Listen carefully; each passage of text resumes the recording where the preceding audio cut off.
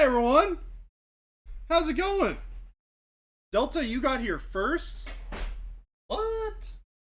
Alright, I was in your spot. Get out of my spot! I was in a spot, everybody. Wait, what the heck? Get out of my spot! Where'd the stream go? Huh? Where'd the stream go? You hit start all over again. No. Yeah. Did I? Yeah. Oh, well, I'm dumb. You hit the wrong button, dude. That doesn't happen. You hit start stream instead of the two painter main, so nobody heard you even talking. But did Hi, you Mo. hear me say anything? Hi, Mo. Hi. Hi. Good morning. It's a good thing I'm here. It's a good thing I'm here. Troubleshooter extraordinaire slow fuse. I mean, What's the problem with the stream? That. He did it. He did it. Now here's the problem, because after okay, watch. Here's the fun. He literally just wiped water all over his face. They're the biggest alligator tears I've ever seen. That was funny as hell, by the way. So what's going to happen though is in a couple of seconds, it's probably going to start into the video intro again. So be ready for that, chat. no. It does. Gosh, I hope not. It typically does do that. After however long it is, the minute and a half of sitting there with the starting soon. I love that you just put water all over your face. I had to It's pretty funny. That gets a thumbs up. The first PA paints you picked up in the titanium white, coal black, and dark silver. You really like them, Delta. They're awesome. Double stream start. This means this is a bonus stream. Yes. Welcome to the bonus hour. That means we only have to stream for an hour.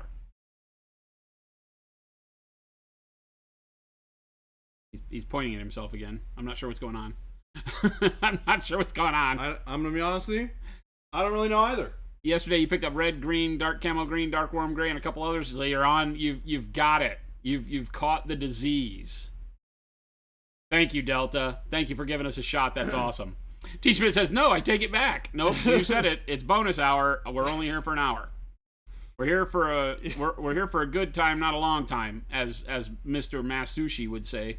Chris Mass Sushi. Chris Mass Sushi. He always says, I'm here for a good time, not a long time. And odd variants on that all the time. Source, don't eat the paint. Don't Source? incentivize other people to eat the paint either. Source? Don't spread that nonsense. Source? Listen to Baby J. The only time I'll ever say that. Ow. Ow. It hurt. He says, what do you think of the taste? He says, I don't think it's as good as AK. Well, you bastages. Oh, my. Bastages. Well, you can keep one for eating, right? And one for actually painting with. Uh-huh. And you know which one Is to which? choose for what. Just saying, you know already. You're here, and you know. You know what the answer to that question is? How's it going, Jason? I I feel like I haven't seen you much today. I was okay You've been busy. until I came in here. Uh, Life was good. Should I step out? Life was good until now. Oh. I had some of KFC's 13 herbs and spices, and maybe that'll change. I don't think we're talking about 13 herbs and spices and special sauce. It's just paint. Paint. Garlic, salt, flat earth, drab. There should be a camera on that door. See all the goofy things I do when I walk away from this. I think you're giving yourself too much credit, but okay. It's pretty goofy. It's pretty goofy. I'm not gonna lie. He's acting for one over there, chat. We Hey, just gotta ignore him, and then he'll stop. Hiya! Hiya! Hiya! Can you Yes, show off the Source, I can. chest on that mini? I want to know, does the glass fog up when he breathes? Yeah. 100%.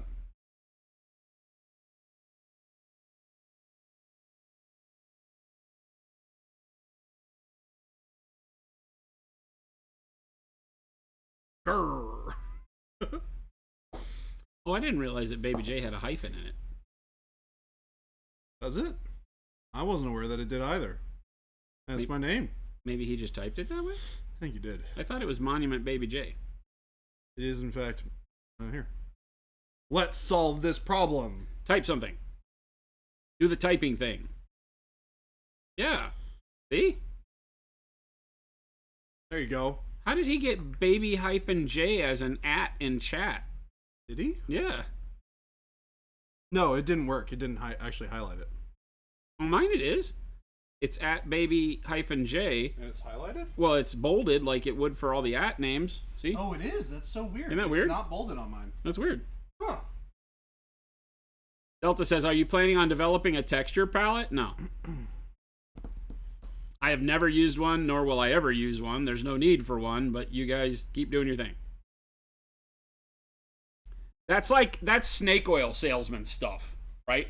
People saying that when you dry brush, you have to have a texture palette to use a dry brush correctly. Why? Like, I've literally never used anything but a paper towel, but people say, oh, but it sucks all the moisture out of your paint and makes your dry brushing all rough and tough. I was like, no, it doesn't at all. The only thing that it does is that when you're rubbing it on the paint, when it's you can get paper towel into your brush. Correct. But you could just rub it against your hand or something, and then it falls right out. Right. You're never going to convince me, man. I get it, but it's snake oil sales. Thank you, T. Schmidt. It's snake oil sales. Buy one at your leisure. I'm just telling you, you can buy better things.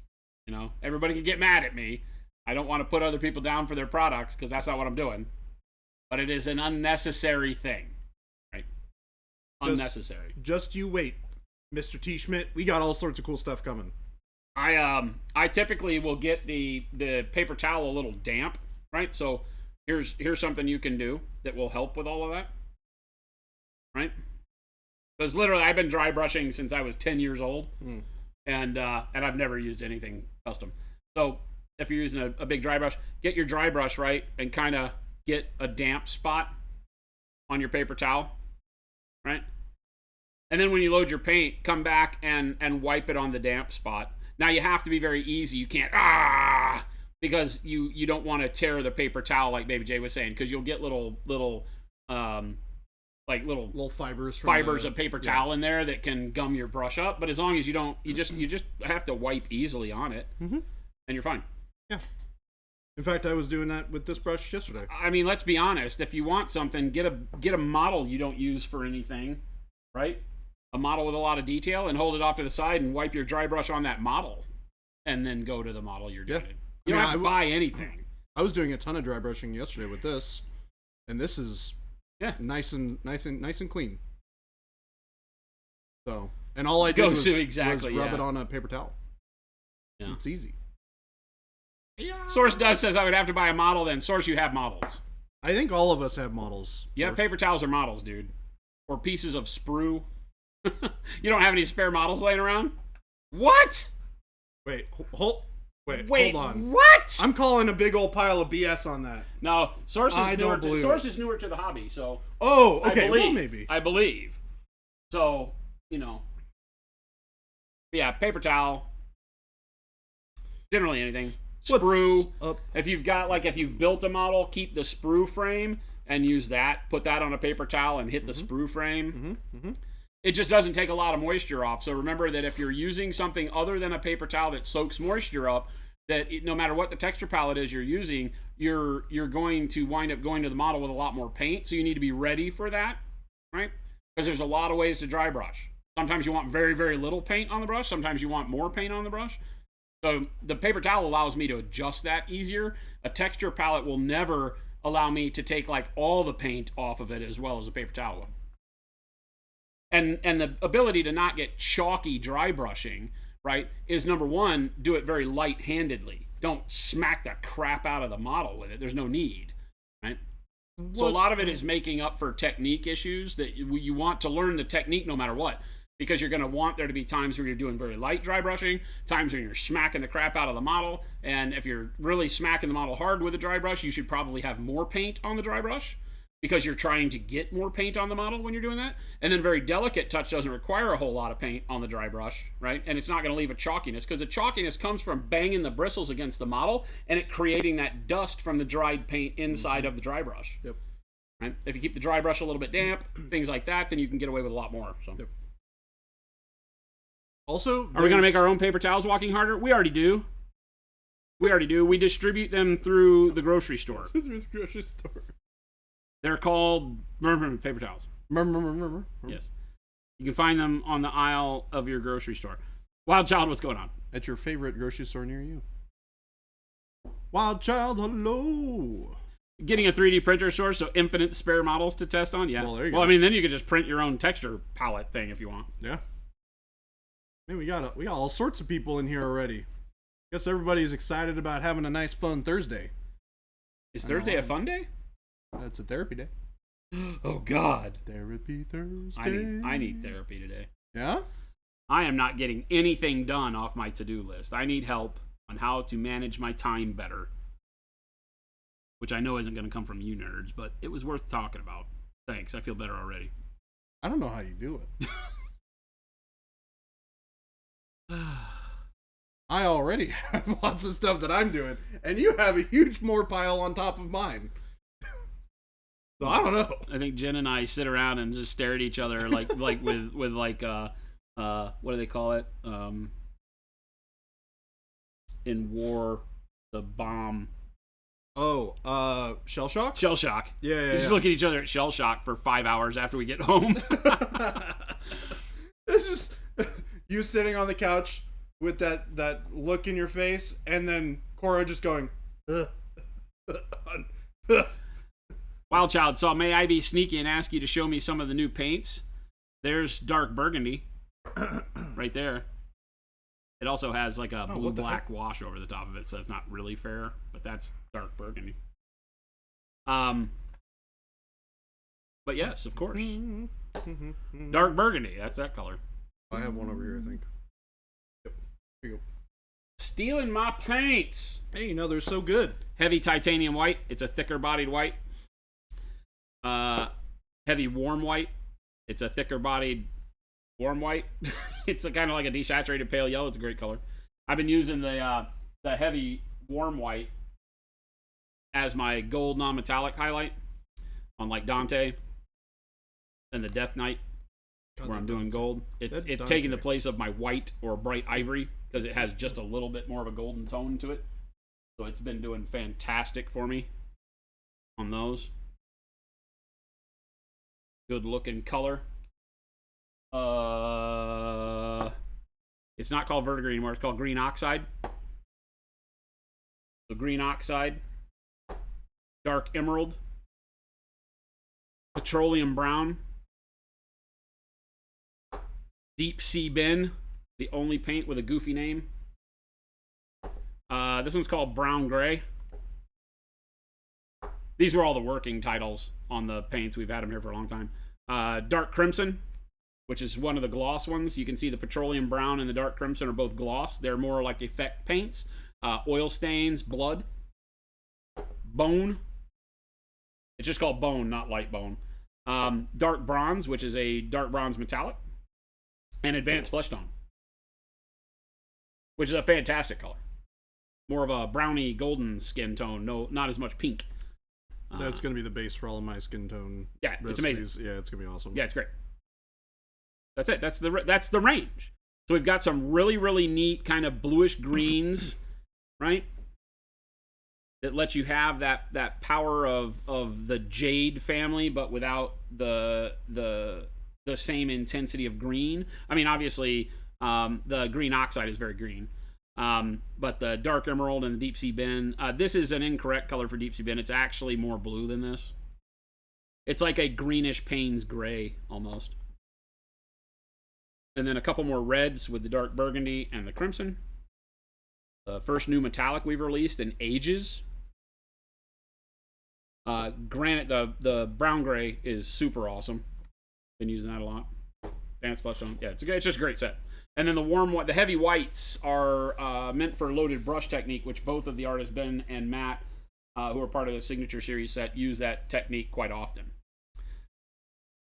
Famous for their Painting Buddha channel back in the day. Was Matt Seshwish on that? Yeah. Oh, I don't remember that. Well, I think he was the one talking in the background, right? Oh, was he? Was not aware of that, actually.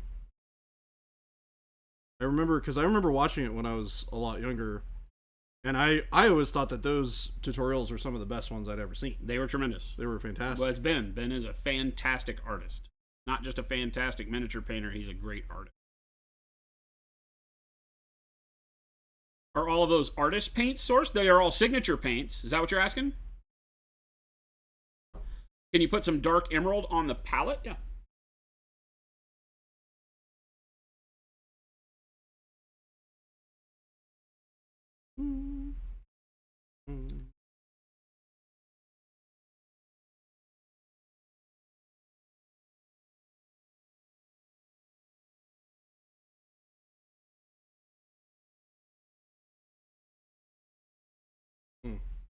Dark emerald.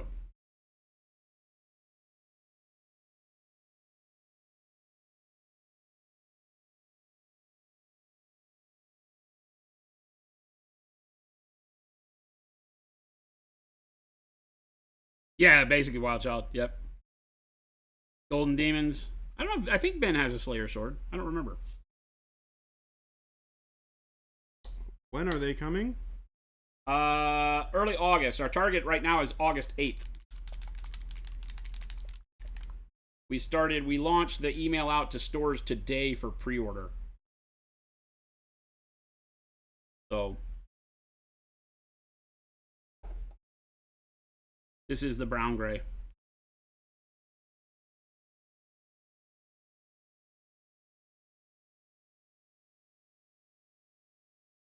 It's crazy how that brown gray really like takes some of that green from being close to the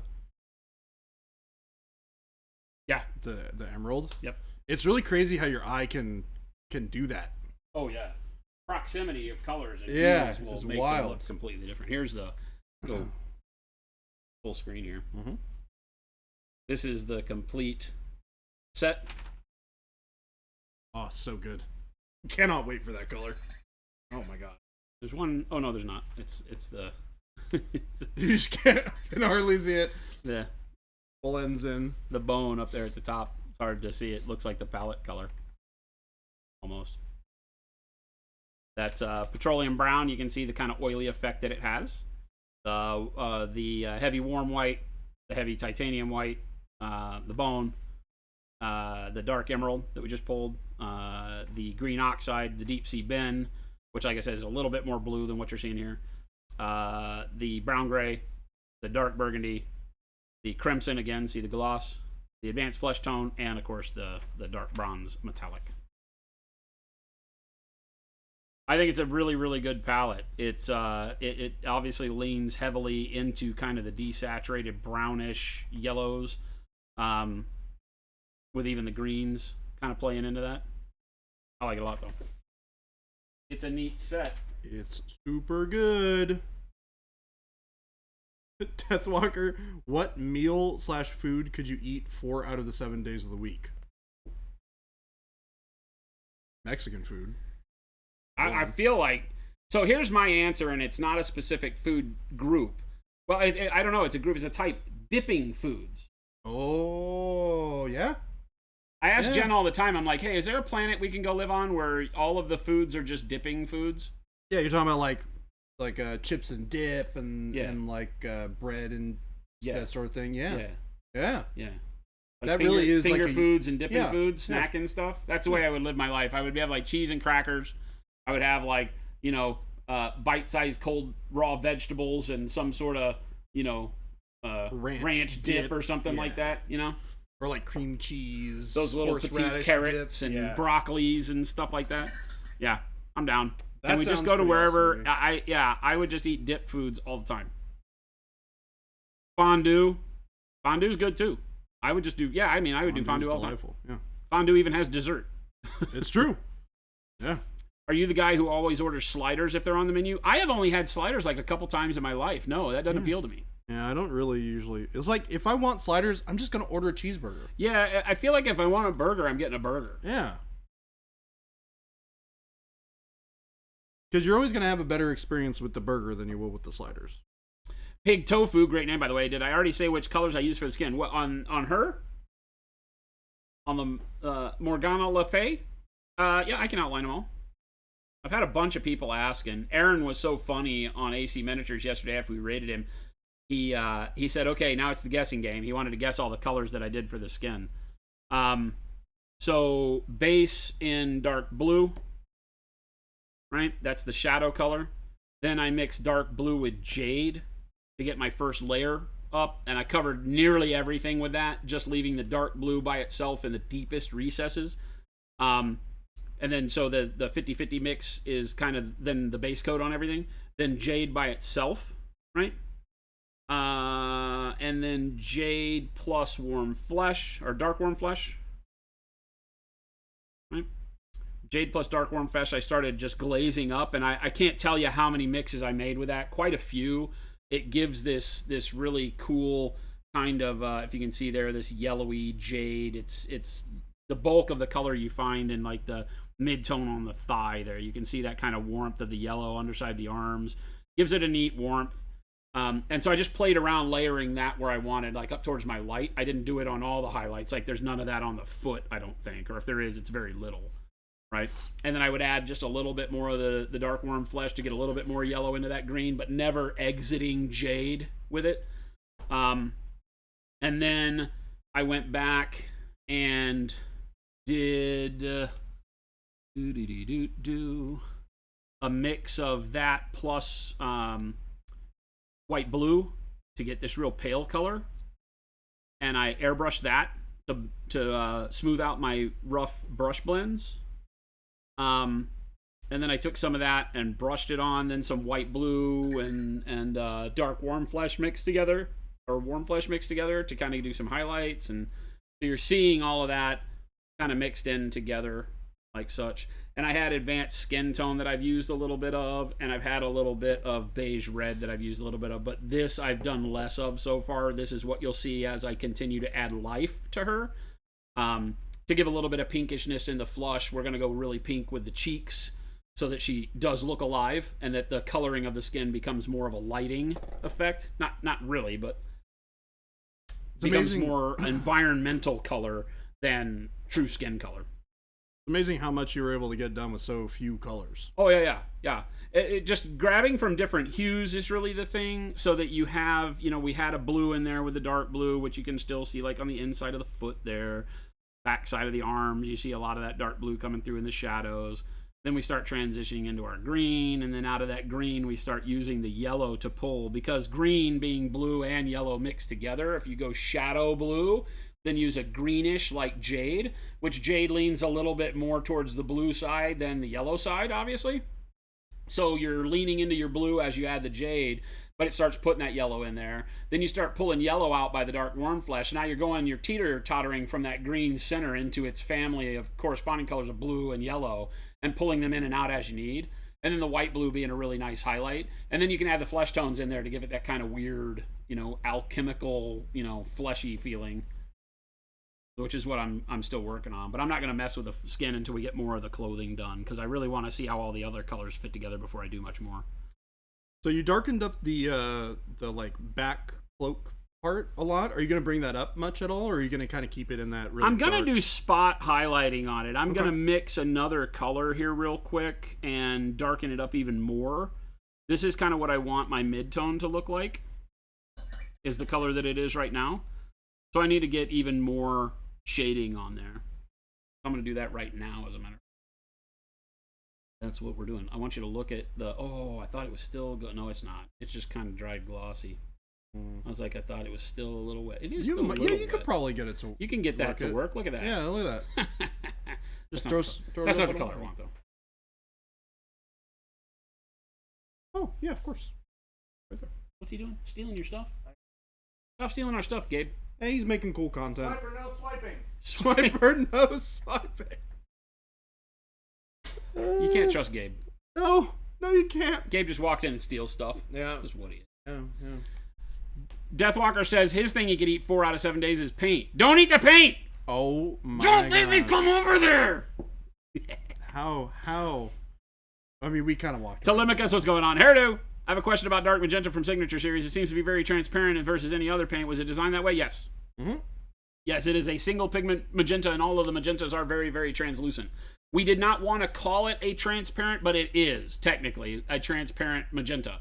But it is just magenta. There's nothing special done to it. It's just a single pigment magenta, and all single pigment magentas have very low opacity. Right? That's just the nature of that pigment. It's see-through. It's also freaking amazing. But yeah, it's meant as a great mixer, great layering color. It's fantabulous. It's one of the hottest sellers out of that entire signature Yeah, line. I'm gonna be honest. That's probably it's in my top picks from those sets for sure. There's some amazing colors in those sets though, so it's hard to. I think I'm just man-moding this, and I'm going pure transparent black. Oh, ooh. What are you gonna use it on? The cloak. The cloak. Nice. Push it a little bit deeper.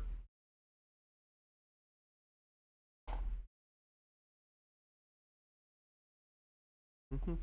You've been scratching your now bald head to figure out what's going on. Now bald. The world is spinning. The sun is setting and rising, which is technically just the world spinning. I don't mean to break that to you. The sun doesn't actually set and rise. I'm gonna be honest, I could use a little bit less of the sun today. It's kind of hot here. Yeah, oh man. It's funny though, because the news is broadcasting around the world that like Phoenix is burning, everybody's gonna die, and I'm like, dude, this year's easy. Wait, is it really? Yeah, the New York Times and all these newspapers have made it seem like global warming, see the effects in action, look at Phoenix, and I'm like, dude, it's like easier here this year than it's been in a long time. I'm not gonna lie. This is like exactly what everybody told me to expect. The sun is making your nether regions too hot. I mean, that's what it does if you like lay out there belly up, butt up. I don't know what you're doing. You need to calm yourself, kid. Yeah. You know what I definitely ain't gonna do around here?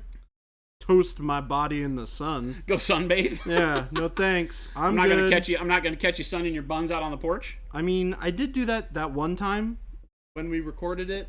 Oh yeah, that's right. You were out sunbathing. Yeah. Yeah, with the he had the reflector going. Yeah. I was like, dude, you're inviting doom and destruction. It was hilarious though, I'm not gonna lie.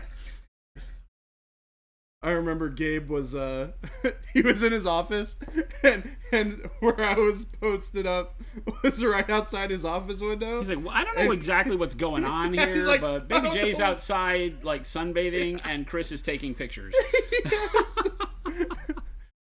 You try to give your starfish sun every day. You are wrong. Oh, that's no. just wrong. That is just wrong. I don't think vitamin D is something that your starfish needs all the time. I'm just gonna go out on a limb here.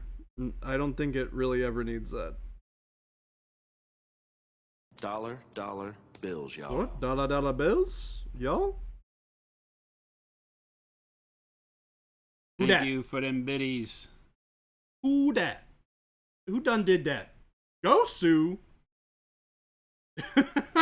He must be trying to get us to stop talking. That's the only time he does stuff like that. No. Like, would you guys shut up? He says, put this towards the Baby J suntan lotion fund. Yeah, we do need to make sure that he's always got sunscreen when he goes out. I do have He doesn't need sunscreen. suntan lotion, by the way. There's a difference there. Yeah. You get tanning lotion when you want to bake. You get sunscreen when you do not wish to bake. Correct. Now, that being said, I've had friends that have gone out and gotten copper tone when what they really needed was like that alligator stuff. yeah. And it turns out copper tone will kill you Yeah. if you were not prepared. I have 70 FPS or FPS SPF sunscreen. I used to go get like 104 or whatever Really? it is. I would be like when I would have a fresh tattoo, Oh yeah. I would be like SPF 1 million. Man, I can't believe I would actually come out of the sun paler than I went out into the sun. I don't know how that works, but I there don't are know. products out there that will suck all of the color out of your flesh. That's so funny. Yeah, man, I've never, like I said, I don't have any tattoos, so I don't even know what that would be like trying to deal with getting something like that to Well, you know, it was heal. weird because as a teenager, a young kid lying to tattoo artists about my age so that I could get tattoos and be a cool rock star, Thank you. Bitta. right?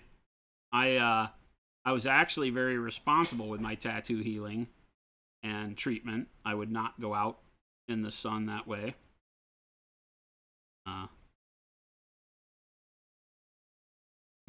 much to the ridiculing from my friends. Ridiculing? Yeah, because at the time we were like touring in California, and we'd go to like the beach, when we had free time, and I'd be wearing like a long sleeve T-shirt. Mm-hmm. Man, I cannot stand long sleeve shirts. Don't know what it is. I'm doomed. I'm doomed in Arizona. Shorts and T-shirts, man. That's the way I live my life. Get used to it. Sun doesn't hurt so bad year 2. No. And I'm going to be completely honest. It ain't that bad. It's really not that bad. It's hot as balls, but... It is hot as balls. It's also dry, and you get out there and it actually takes a little bit to start the sweat. Yeah, yeah. I mean, I was definitely sweating by the time I got back from getting my stupid lunch from the... Stupid people. So bummed. It's like... This order is running 40 minutes behind. Maybe you should probably let them know that there's a delay.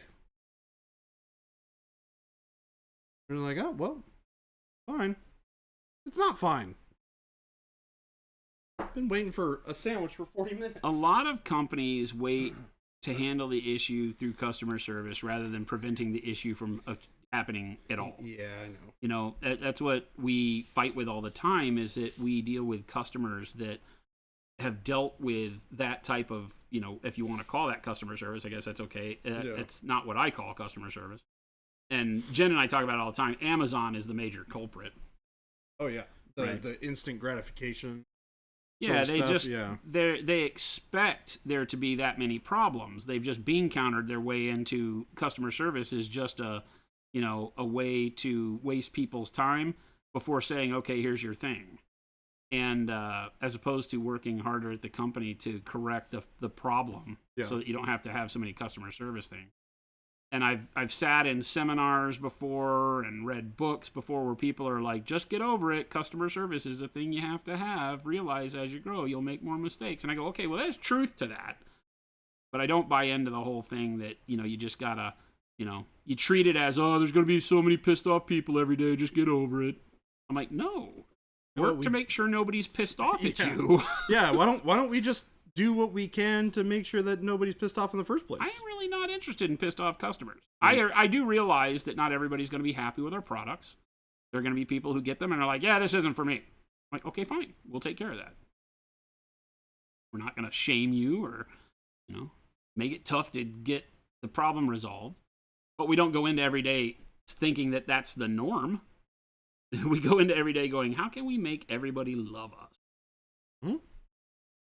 And luckily, it largely gets returned in kind.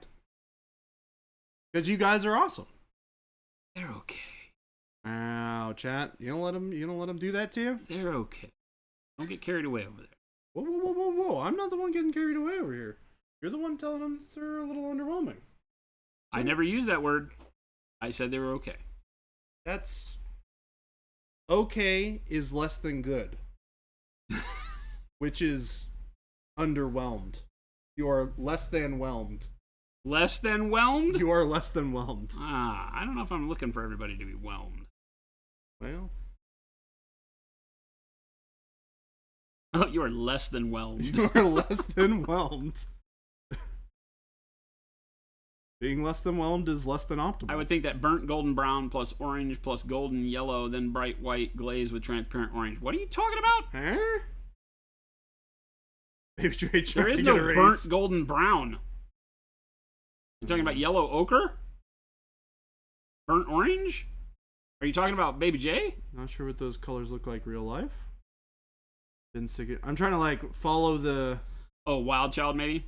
Harley Davidson orange. It's basically burnt orange. Yeah, it's basically burnt Our burnt orange is basically like a Harley orange. Yeah, which is this.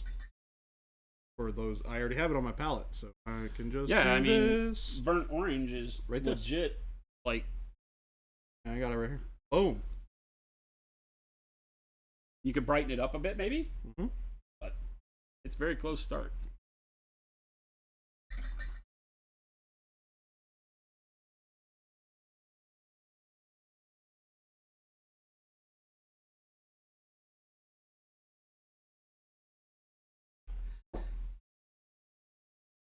Pineapple. Oh, it becomes a flatbread, Avian. Avian's got it. Avian's very afraid of pizza becoming a flatbread, so don't put pineapple on it. T. Schmidt. I'm not interested in having pineapple anywhere near my anything.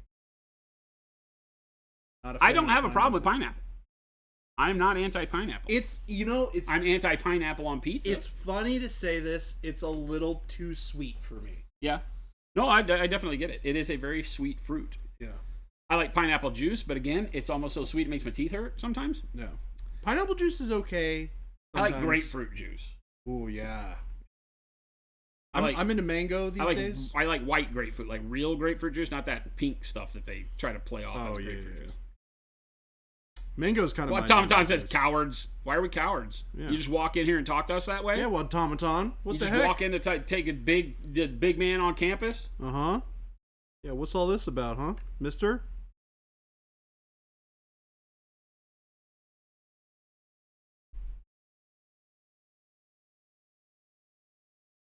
You ever put honey on pizza? It's not bad.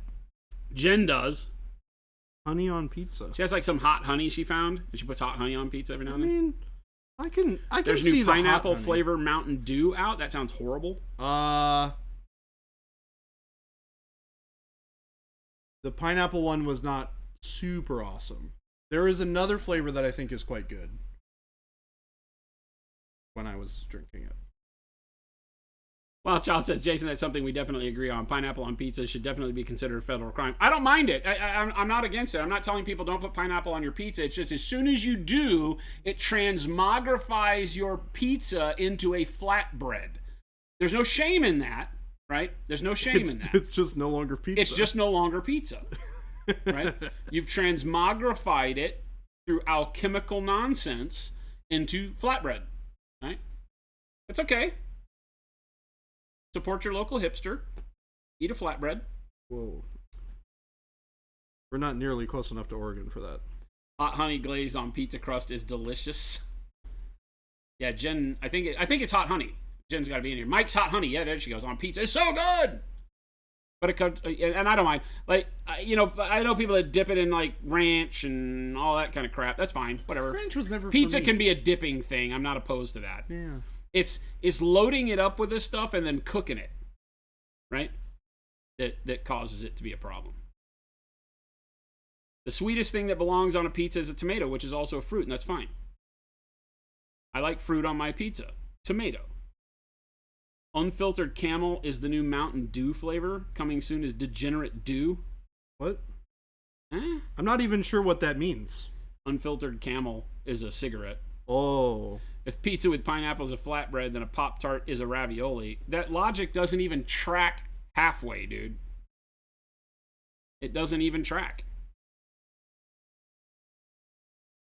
We're saying you can alter what is classically known as pizza to become a flatbread by adding a particular ingredient. That's alchemy. That's alchemy. Okay?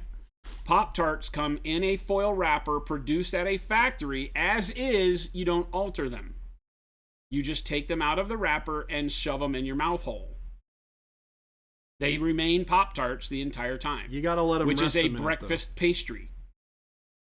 A la Bear Claw or Danish. Man, Bear Claws are so good. You would never call a Danish a ravioli, you heathen. So stop. Y'all are making me hungry. None of that is pasta, by the way. So here we go. Memory Gardens. Is a hot dog a sandwich? Oh. No. Hot dog is a hot dog. No. Hot Pockets are bread-covered fruit roll-ups. Incorrect. You guys are just you're swinging for the fence and just like slinging the bat out of your hands. That's not. Yeah, you're missing. You the eat fence Pop-Tarts raw, no toasting. I feel like Pop-Tarts weren't meant for the toaster. I think they call them toaster pastries as a gimmick. I eat them raw. I have eaten toaster pastries toasted perhaps a dozen times in my 53 years. Not a huge fan? Not a fan at all. I like them raw. I'm a heathen. Yeah, that's okay. Hairdo says, listen, you make bad I make bad food choices. I don't care what your choices in food are. You just don't get to steal words. That's not how that works. Wild Child says, I've never ate a Pop-Tart in my life. Ever. Like, ever, ever, ever. That's okay. So hot dogs and pineapple are magically items that change whatever food item they are in. No. You guys need to go study a logic course. You're just piling words into sentences with a capital at one end and a punctuation mark at the other and turning it into law. It's not the way this works. We said hot dogs aren't sandwiches. There's no alchemy there, right? A hot dog bun is a single piece of bread. I have a hard time with you saying you're eating a sandwich in a single piece of bread, right? It's not. It's toast. It's stuffed toast if it's a single piece of bread. Now, if you take two pieces of toast and put stuff in between them, it's a sandwich, right? The critical part of a sandwich is multiple pieces of bread. Yeah. It does not stop at two because club sandwiches exist. There's a third layer. Oh, yes. See? This man, he knows what's up. I got you. You know about this sandwich technology. Hairdo, it doesn't matter. I'm not shaming you. If you're poor and only have one piece of bread, you have toast. You still got it. Also, you can slap steak on that bad boy. You can put cheese on that bad boy. You can fold that bad boy up, and you got steak and cheese toast. You can also cut the toast in half and put one half of it on the other, and you have a sandwich. Well, you have half a sandwich. What about two hot dogs cut down the middle between two pieces of bread? Yeah, you can make a hot... If you slice a wiener... Yeah. Which sounds funny saying out loud. It does. If you slice a wiener into two separate parts, or even if you just butterfly a wiener, even sounds weirder saying that out loud, and you were to lay that between two pieces of bread with some ketchup and mustard and relish and whatever you want, sandwich. That is, in fact, a sandwich. That is a wiener sandwich. Yeah. Not a hot dog. It is not a hot dog. Fight me. I will die on this hill. Tank, how do these paints on plastic model cars? Are you from Facebook? Tank, I saw somebody comment on Facebook about asking about plastic model cars. So our paints work great on everything that is, plastic, resin, even metal miniatures and things like that. It's liquid acrylic, right? Water-based acrylic paints. You can see we're painting. This model that I'm painting is resin. Baby J over there is painting a hard plastic polystyrene figure, which is the exact same plastic all your model car kits are made out of. Yep. It's called Hips. Yep. And all of that is paintable. We have vehicles. Vehicles. I have too many models in the case. You have a lot of models over there. I have something that's bare bones over here. Here is a futuristic model car. Right, this is a Rhino from Warhammer 40K. It's just a hard plastic. Right, hard plastic car. Now, I've done obviously lots of weathering. This would be your junkyard car or near crushable junkyard car with the way we're painting it. But yeah, they work great. Phantasmal. Yep, just tons of techniques. This side is all airbrush, then with the sponge stippling for the chipping, and then going back in with a brush and fine highlighting all the chipping and all of that. This side is all done with a dry brush, no airbrushing at all, to get a similar effect and just show off the various techniques that you can use to do stuff quick. We use a lot of test models around here just to show off. But yeah, all of it is solid. I haven't varnished any of this, but you definitely can. You can put a finished top coat, whether it's a lacquer or an acrylic varnish over the top of it to protect it if you're just putting your cars on the shelf, whatever. If you're doing like Lexan bodies for RC cars, liquid acrylics are not the best. Acrylics of any type are not the best. Enamels are going to be the best there because they flex more before they chip if you're wrecking your RC car and this stuff. But as long as you're doing model cars at any scale, they work great. We have people use our paints for everything from historical models, ships, planes, big model cars. Like we had a guy do a 1/6 dragster at one point in time. He shot us a picture of. Oh, that's huge. RC planes, a lot of the Tamiya motorcycles and things like that. Yeah, if you're a person that enjoys how water-based acrylics work, they work great on anything in the model world. Trains, terrain, diorama stuff, you name it. Around here, we typically do figures for art and wargaming. That's our core kind of customer base because that's what we've been doing as painters I've been painting for over 45 years. So I'm getting there. 1 year at a time.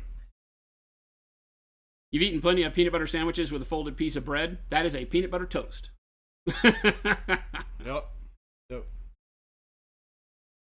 Cut that piece of toast in half, then you got a sandwich. Yeah, half a sandwich. Is a hamburger a sandwich? You know, technically, yes. Yeah. I have to give ground on that one, right? And there's a weird thing there because then you have the burger between two pieces of toast. I forget what that's called. Wait, is that a thing? Yeah, you put a burger between two pieces of regular, like Texas toast or something like that, and it's still a hamburger, which is a sandwich. I think that what you would do is you would either probably have sandwich as the top level, hamburger as a subset, right? Because you're not going to have a sandwich become a subset of a hamburger, but vice versa. Sandwich is the overarching type, and then you have the subsection, which is hamburger, which is made of ground beef and or pork and stuff. Yeah. And then you have because if you have a chicken, if you replace that beef patty with chicken breast, it is now a chicken sandwich. Yeah. It's not chicken burger, although some people say it. It is a chicken sandwich. And don't even bring into it the fake hoagie places that slice the bread and don't cut it in half. Like, that's just lazy. Yeah. That's just laziness. Is it just me, or does it really peeve you out when you have a sandwich that they cut, but there's that little piece at the bottom that you have to tear, and then it tears half the darn bread off of your sandwich?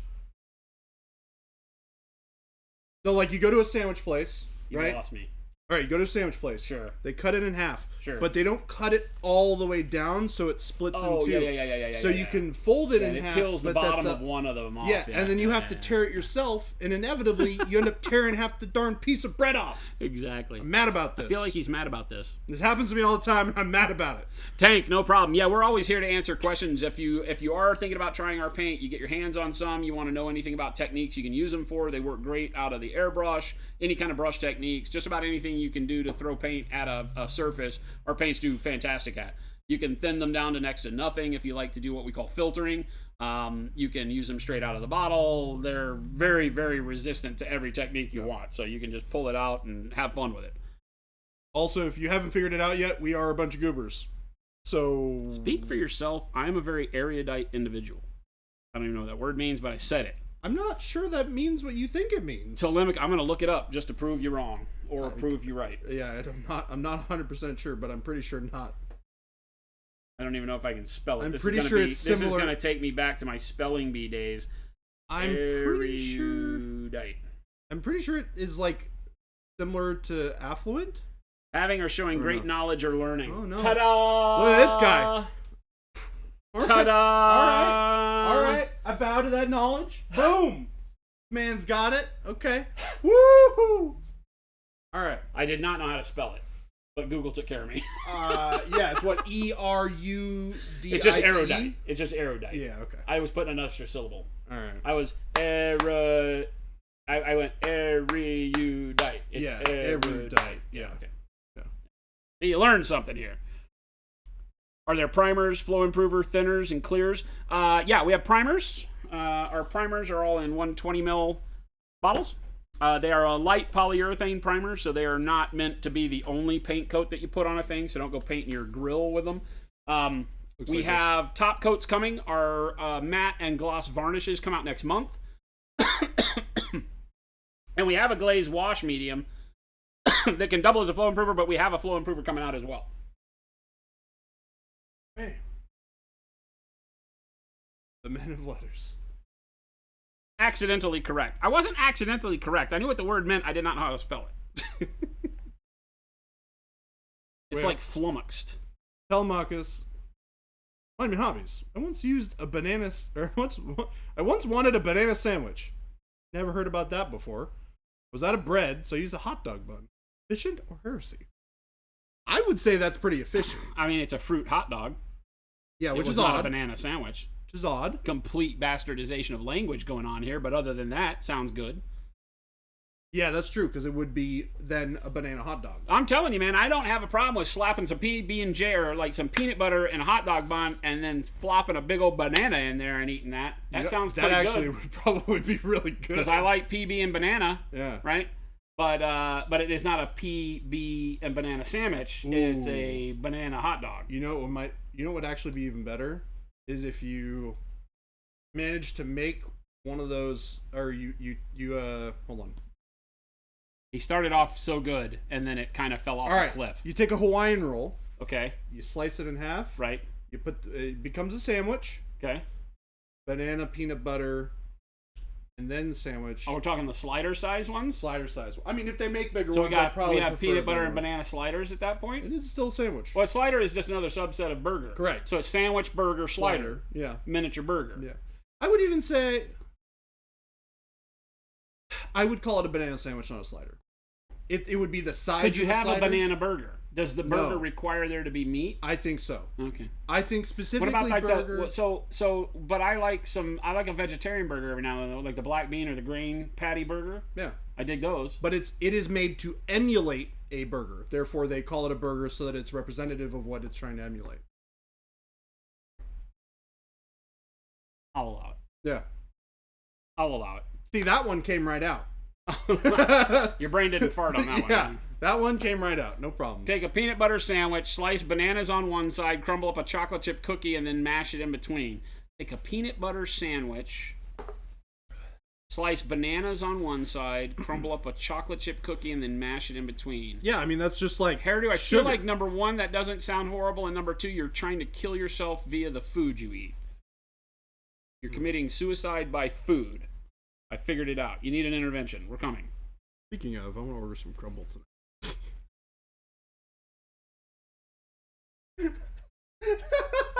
Slayer Street says, y'all are cray.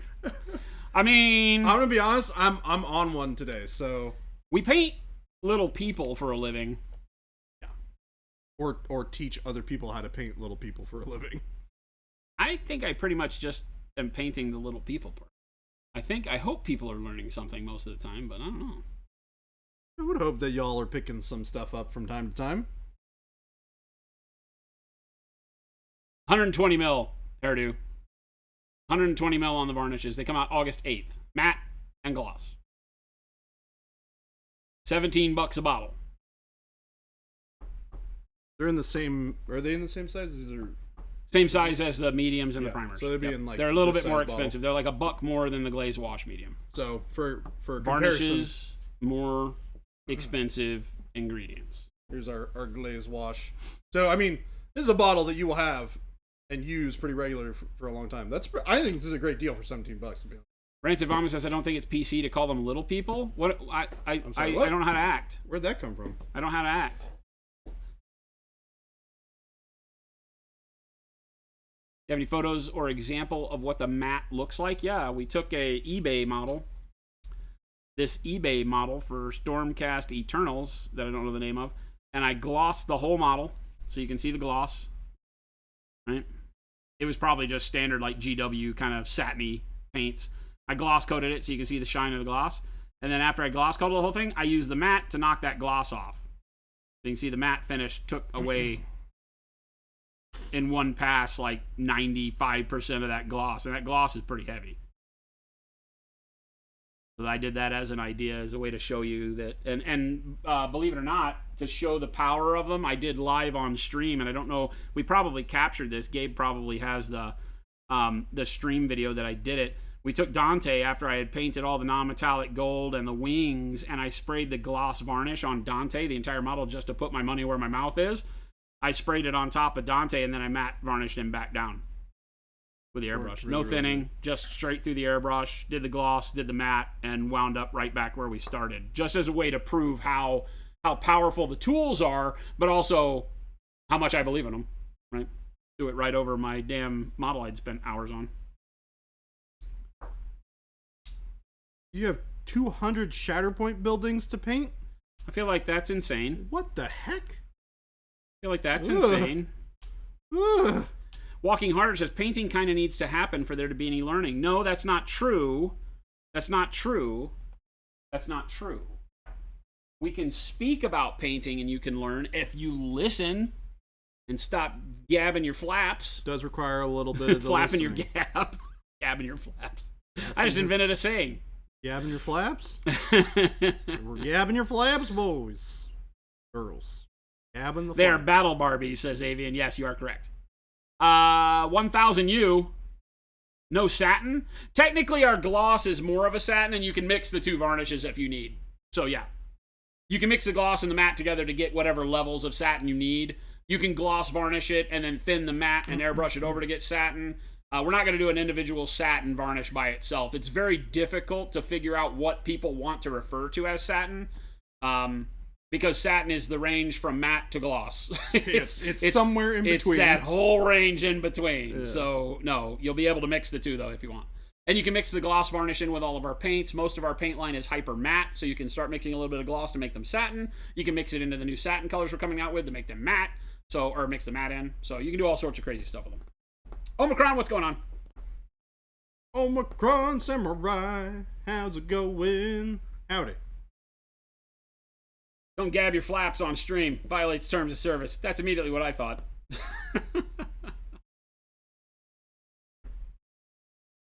See what Walking Hard did today? Said, wait, what? I heard my name, but I missed what was said. See?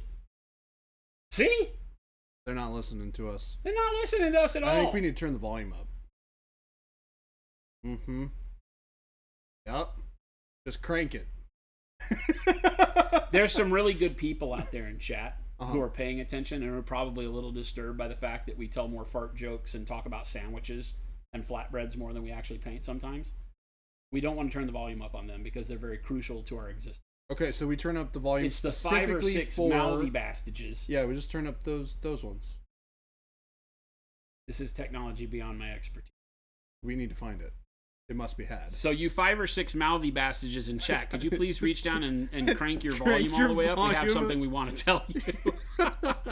We're not sure that your volume is high enough to be able to hear what we're talking about, so we want you or to... hey, here's the way to do it. We say, everybody who can hear me right now, turn your volume to mute for the next minute. Yeah. Right? If you can hear what I'm saying right now, mute your headset, mute your speakers, whatever it is that you're listening to us through. Just go ahead and hit that pretty little mute button for about 60 seconds. Until we give you the thumbs up. Then we crank it, and then we scream into the microphone, and everybody who didn't hear it and mute that. See, I just don't trust that chat's listening, because I don't want to do it. I feel like that's very mean. That would be very mean. Right? You're at 2% right now. I feel like that's very mean. That sounds like you are one of them. Then we do this, and we go, Alexa, buy me a pizza. Tank 530, use a matte and black wash on your model chrome parts. Gives them a more realistic look. Interesting. Yeah, definitely. It'll give some really neat shading. Yep. Oh my god, why did you get so loud? See, played right into our plan. It worked, chat, it worked. We did it, chat. Got him. Oh no. Got him. Tank, yeah, we have a black wash somewhere. I got it. Over here. Hiya! Black wash. We have a brown and a flesh and a black. We make our own washes, mediums, the whole 9, made right here in North America. Panic Bomb says, can't wait for the pizza. Memory says, you woke my puppy up. You woke my puppy up. I warned you. I said... And we did actually mute it in chat. This is why I don't like doing these things, because I don't feel like anybody listens to me, and then I'm the bad guy. You're not the bad guy. They're the bad people for not listening. I feel like I'm the bad guy now. The puppy needed a nap. Now the puppy's awake. Dad's probably madder. Dad's like, bless America.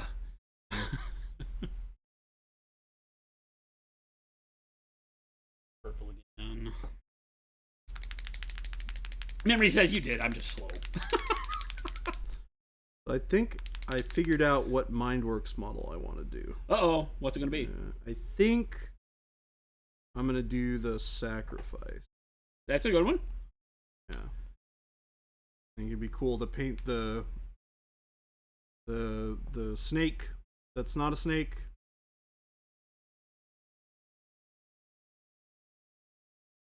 I'm not sure what that thing's technical name is. It's not quite a Quetzalcoatl.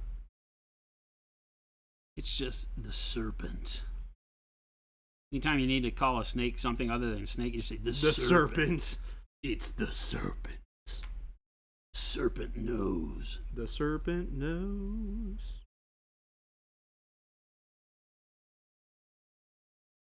except for when the serpent knows. And then the serpent really knows. You know? Serpents have noses? Yeah. Actually, they do.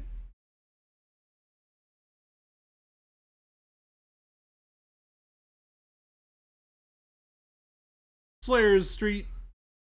Gotta head out. Have a good night, y'all. Have a wonderful evening. I hope you do as well. Wait, I just said that twice in a row. Not really sure where you're going with that, but that's fine. Yeah, I really messed that one up.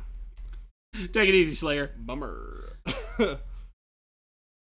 Omicron just started using an airbrush this week. Fan-freaking-tastic. How you coming with it? You practicing? Just painting basic stuff? Is that what you're starting with? I like to hear it. One of the best tools we have at our disposal, of course. It will do wondrous work for you, no matter if you just base coat and prime with it, or if you decide to go into like detail painting. Airbrushes are by far one of the most useful tools in our hobby. Speed things up, slow things down.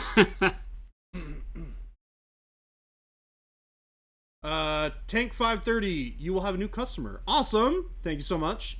Thanks for the tips and advice. How can I find the live events in the future? If you're talking about the stream that we're doing right now, we do the stream 5 days a week, same times every week.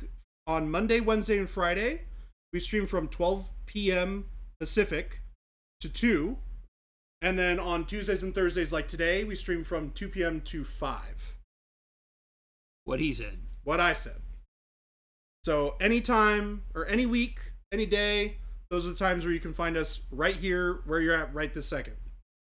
So just go ahead and favorite the page and click on it during this time, and we will be here. You hit that follow button. Twitch will give you alerts. Yeah, that one too. Hit the follow button. We've been doing this for over 7 years, I think. You've been doing this for over 7 years. Oh, that's true. I'm relatively new still. Well, there you go. I've been doing this here for over 4 months. Slacker. I mean, I've been doing it ever since I got here, and a little bit before. I was here for a stream before I even was here. That's true. Mm-hmm. That's effort. That's putting forth a good effort. I mean, I couldn't really say no. You were like, hey, you're here. It's time to stream. You want to hop in and stream? That is true. And I was like, that sounds like fun. Let's do it. Look at the new guy. Look at the new guy. We wanted to let chat interview you before we decided whether or not we were really gonna ship me from move Washington forward all and the way ship you here. from Seattle all the way here. Yeah, box me up and ship me out over here. It's a hell of a shipping expense, so we had to make sure, right? Yeah, so we had to true. see if chat was all about it, and they were. They said you were okay. Wow, chat, just okay? That hurts my soul just a little bit. Or maybe a lot. They said that guy's okay. I was like, but really? Somebody said, but Willie, really? And I was like, come on, be nice. I stuck up for you. Shipping live people isn't cheap. It's also not legal. So don't do that. You just got to put holes in the box. Even with holes in the box, It's fine. you shouldn't do it. It's fine. I'm pretty sure they have laws against that. We made sure there were air holes in Baby J's box. See? Told you. We're always thinking. It was not- spacious. It had a couch. We're not animals. Yeah, the difference is Panic Bomb Arcade, is that airplanes, and so okay, let me give a little bit of rundown here. All right, Oh, here it comes. Baby J airplanes, logic incoming, Chad. I just wanted to warn you. airplanes that put people into the sky and transport them from point A to point B have seats that have emergency safety measures in place to protect our fleshy meat bags from exploding. Okay? From exploding? Freight airplanes. What crack are you smoking? There ain't nothing on an airplane that keeps you from exploding. I mean, yeah. You're not flying to outer space. I mean, yeah. I don't know what airline you're on, but Anyways. I feel like this is wrong. Spirit Airlines is like UPS for people. Definitely not wrong. Great analogy. Great analogy. Freight airplanes are basically empty. They have no chairs except for the pilots who have to pilot them because they also need protection for their fleshy meat bags to stop them from exploding. So, empty. I still need to get to the Piled bottom in of this whole, like, crates, who's exploding on boxes, airplanes. things. I've flown on a lot of airplanes, and I have never seen this exploding person thing happening. Well, it's because there's safety measures in place. I've been on a lot of planes without safety measures. I've flown in Asia. Have they done crashed? No. Trust me, if your plane crashes, there ain't a whole lot on the airplane that's saving you. That is correct. There's a seat back card that says there is, but let me explain something to you. That's true. Let's have a physics class here real quick. Wait, hold on. But okay, hold on. Hey, if you want to fly and get in a wreck, the one thing you probably want is to be thrown clear. So fly FedEx. Skydivers, baby J, people don't explode. Hey, they also have safety protective equipment to protect them fleshy meat bags from exploding. Hey, Chad, are we getting the same idea here? I don't think Baby J's into taking risks. Most certainly not. You ain't gonna see me flying out of an airplane anytime soon. If FedEx, well, maybe not FedEx, but if UPS called up one day and said, you know what, you've won a trip on a FedEx shipping flight, my first question would be, where are we going? I think you would probably deny it. No, I'd be going.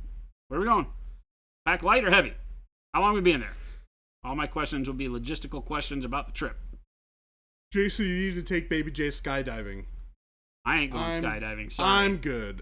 I've had a lot of opportunities to go skydiving in my life, and I have denied every single one of them. I am of the mind that there ain't a single good reason to jump out of a perfectly good airplane. Yeah, that's correct. It'll get me where I need to go without jumping out.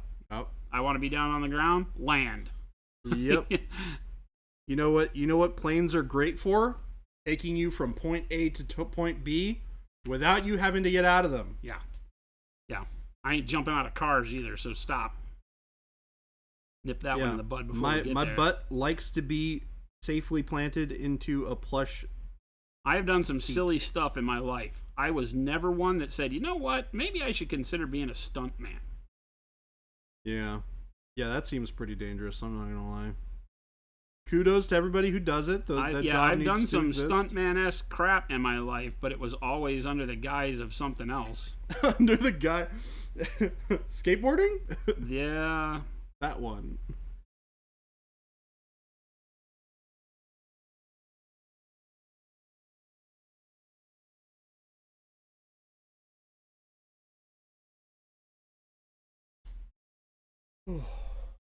See the dark purple going back over our dark blues, give us a little bit of uplift in that color. Very subtle though. Not trying to change the world with these highlights.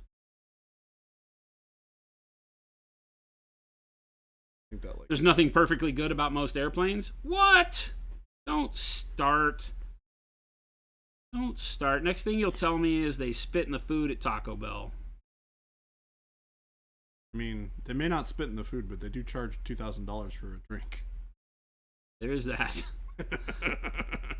They gave us the $1,998 back, or the $2,000 or whatever. It wasn't a full refund, though. I'm just saying. It was. Jen is completely wrong. Look, if they charged you $2,000 and you only got $19,000 left, we're back. If I got $19,000 back on $2,000, we're in a good spot. Wait, hold on. Dang it. My brain is fried. Chat, where's the reset button on my brain? All right, here we go again. I feel like I need it today. Bend over. Whoa. Nope. We ain't doing that one. That's a funny joke there. Ha ha. You made the funny. Phoenix says, fine, let's do a real life executive decision monument hobby style. What's the, wait, what? Tank says, do y'all use Windsor and Newton brushes? We use our own. We have brushes. Look at that. Ooh. We make our Pro Synthetics and Pro Sables. I use our Synthetics. Babe J uses our Sables. We're both left-handed. We are both left-handed because we're southpaws. Did Jordan skip lunch today? No. No. He Well, did not get I to almost enjoy did. his lunch as much as he wishes he did because it was 40 minutes late. Yeah. Look, so here's what happened. I ordered a sandwich from a place that is 3 minutes away from here. Yeah. Like, unironically, 3 minutes away from here. You could walk.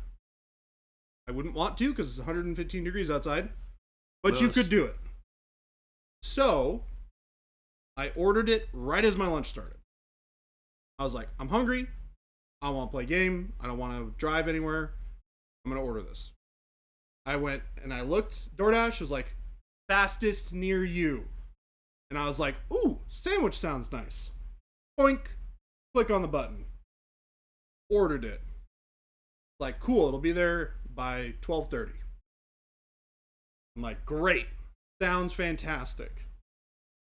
What was it from? Firehouse or Here's Jimmy Jersey John's. Mike's? No, Jimmy John's. Jimmy John's? Yeah, the fast sandwich place. Ooh, that's right. They even actually try to tell you that. Yes. They are. That's like the pizza fast joint that sandwich tries to place. sell you on the fact that your pizza gets to you warm. I'm like, guess Yeah. what? Pizza's gonna be cold. Yeah. So I ordered it, and then 12:30 rolls around, and I'm like, this is weird. Hasn't even left the building yet. Doesn't even say it's on its way. That seems not great. So I was like, well, I'll wait another 5 minutes. I'm sure it's just about to be here. 10 minutes or whatever. I look back at 12:40, and I'm like, it's been 40 minutes now. I think this is getting to the point where it's pretty unacceptable. So I click on the thing for help, and it's like, they fulfill their orders and deliver them specifically through, whatever. So I was like, did they just not call me, and did they get here and then run back or something? So they didn't. It turns out they had made my sandwich. 40 minutes had gone by, and they still had 5 sandwiches to deliver before mine. And they were like, yeah, it'll probably be half an hour before we get your sandwich out to you. I ordered this thing 40 minutes ago. I am not going to... This is unacceptable. This is crazy. Right? So, thankfully, the person I talked to on the phone, and I wasn't upset with them on the phone. I was just like, hey, Did I this is tell you kinda about crazy. the time that Taco Bell charged me $2,000 for a soda? Yeah, they were very apologetic. They were very apologetic. That I would have been a bit more irate about. Especially when calling the bank and them being like, well, that sucks. that's where I would draw the line. That's why Baby J is like he is today. He's dealing with his post-traumatic sandwich disorder. Yeah. So I ended up going to drive and pick up the sandwich that I ordered to get delivered. Yeah, Tank, the brushes, unfortunately, our brushes are in very, very high demand. Whenever we get them in stock, they last usually a few weeks or months. This last time we got them in stock, the biggest batch we've ever produced, and they were out in 4.5 hours. So you'll find brushes very sparse on the website today. There will be some dealers out and amongst the world that have some sets still. We don't have many of the sets in stock, if any, in stock on the website, but you can still find some of the singles that are in stock. We just can't make sets because we're out of too many sizes. But for brushes, look for them again, probably mid to late August for a few of the sizes to be done, and then September and onward. I'm hoping to get the notice that our ferrule crimping device shows up today, because then we have all the tools in-house to start making them here in Arizona. Which is amazing. I'm very excited to have our very own produced brushes here. Sadly, Monument customers are slavering monsters when it comes to brushes. It's crazy. It's crazy. It blew our minds. We were like, you gotta be kidding me, dude. I remember I was sitting in my office, responding to messages about people who are super excited about brushes, and then the next thing that happens, Jen walks into my office and says, yeah, we're out of sables. Yeah. And I was like, what? What do you mean we're out of sables? Oh, yeah. We're out of the ones that we packed to pre-prep for this? And she's like, no, we're just sold out. They're done. They're gone. They're all gone. I was just like, oh, how it's been just hours? Yeah, so that happened. Yeah, that happened.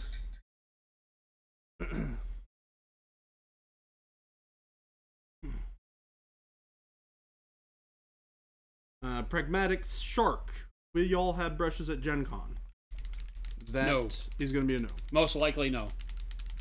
We did not have even time to pull safety sets that we normally do for conventions.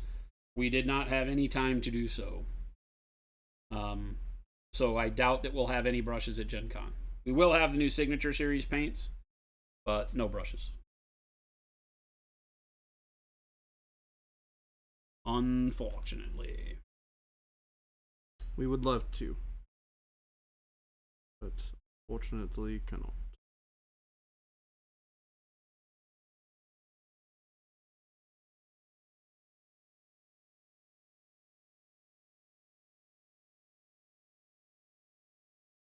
It's gonna be funny because it's gonna be hot in Indianapolis, and I'm gonna be so used to the heat here that I'm gonna be like, this feels cold. I need a jacket. Yeah.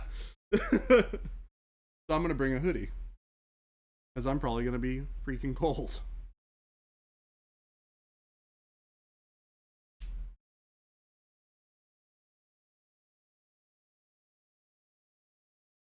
Do a light glaze of royal purple up on this dark purple now over the blue and black wash, just to kind of get my bearings on how bright, how quick I want to go. She's really coming along though.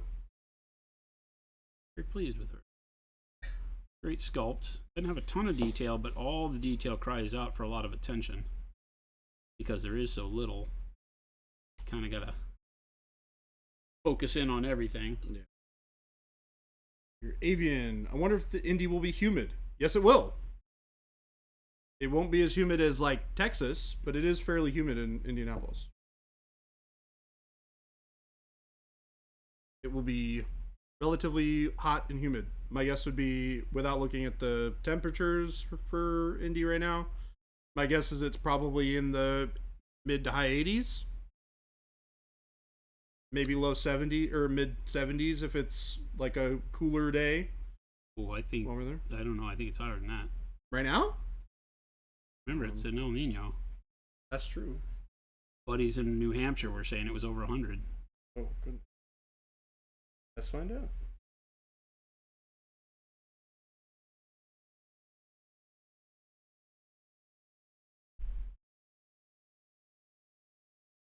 Indianapolis, Indiana. Chicago 74 right now. That's too good. It is 80 degrees. I would buy 80 degrees right now. 80 degrees. They're floating anywhere between low 80s to 90s.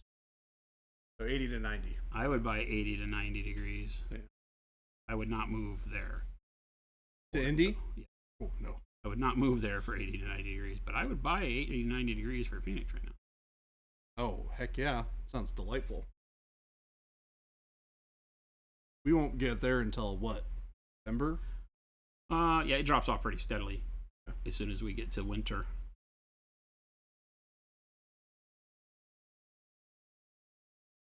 What's the low? Like, how low does it get? Nighttime, it can go below freezing. Okay, so it gets pretty chilly. We can get like 30, high 20s. Okay. That's sort of a rarity. Like, you have a lot of external water pipes and stuff. You don't have to worry about pipes freezing. Okay. You know, most of the water is buried at like 14 inches here. It's not much. Yeah. It's not much. So, yeah, it's freezing is not like what the one year when we got a little dusting of snow, we all freaked out, thought the world was ending.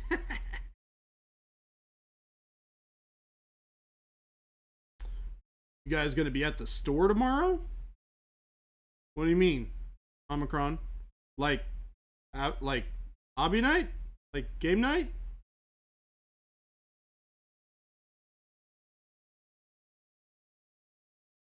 What store do you speak of, friend?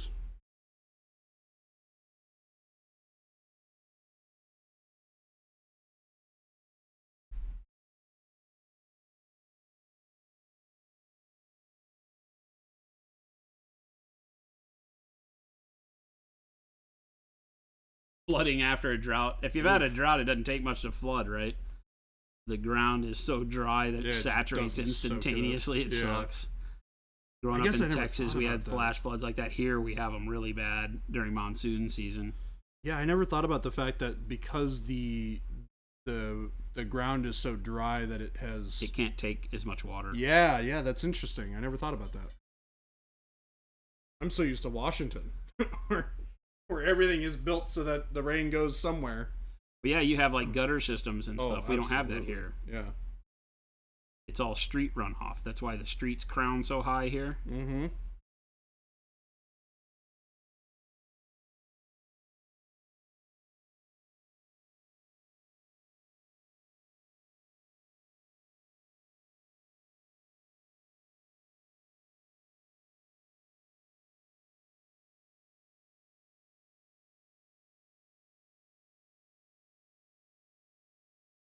Omicron, we're here 9 to 4. Hmm?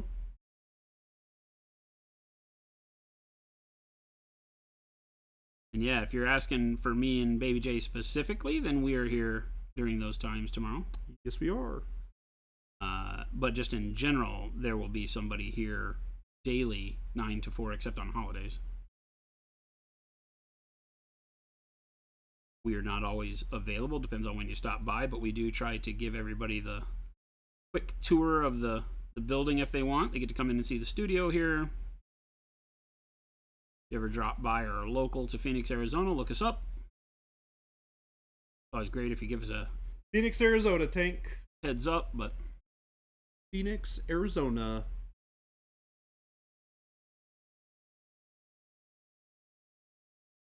yeah, stream is from noon to 2. Yeah. Yeah, we will not be able to duck out during the stream, unfortunately, for that. Alright. Leg is done. And now the other leg.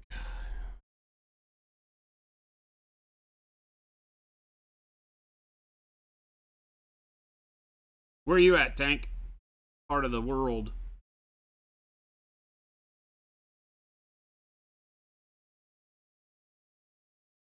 Florida. Nice. Got a lot of stores in Florida. Got a lot Most of them down in the lower portion. Towards Miami. Well, no, but east and west coast, but not in like the Panhandle. Oh, got it.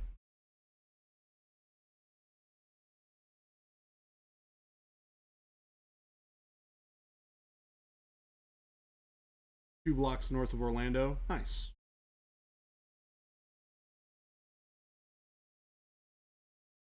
Yeah, Omicron. Usually I'm on my lunch around that time. Trying to squeeze in a lunch quick before stream. So if a good time to drop in if you want to say hi to us would be after stream. Yeah, after 2 p.m. before is much better on Fridays. Yeah. Before we have our creative marketing discussions in the morning and stuff, so we have meetings that are built up with the team. Yep. On Fridays, so it is a little bit better to plan to come in later in the afternoon if you want to check us out. We will have gotten most of the brunt of the stuff out of the way, with some exceptions.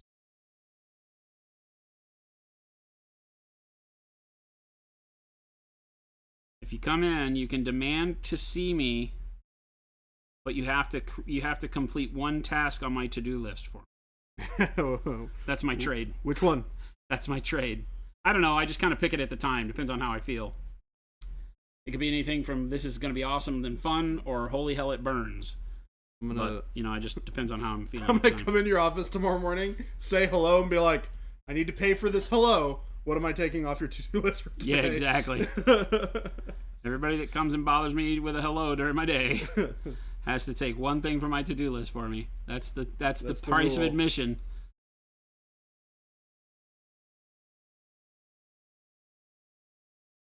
Jen's really bad about that. She comes in all the time and just gives me more to do. I don't think she heard me right.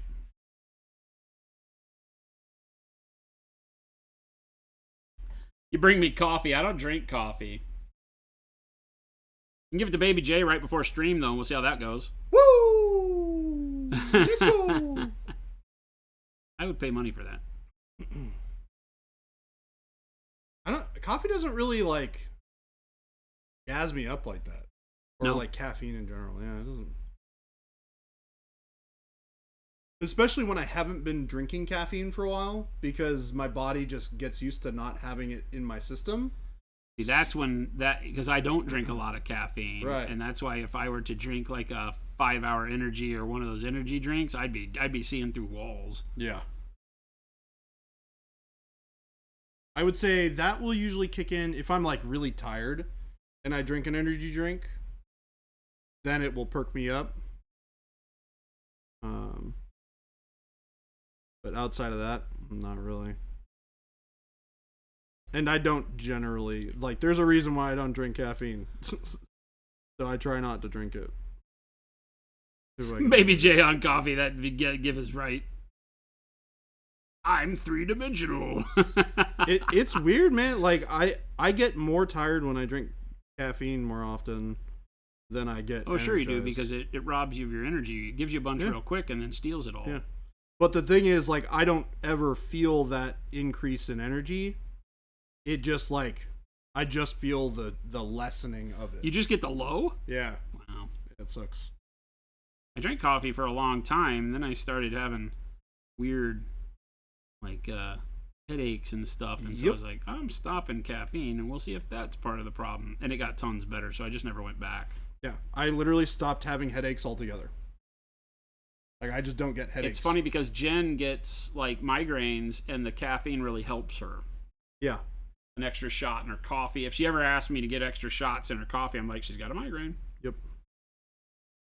But I have never had that kind of thing. Caffeine gives me headaches, actually. Yeah. So it's like, you know what's actually really funny is I have like TMJ, which is like a muscle issue in your jaw typically, where your muscles like tighten and get strained because of constantly being in use. it causes that.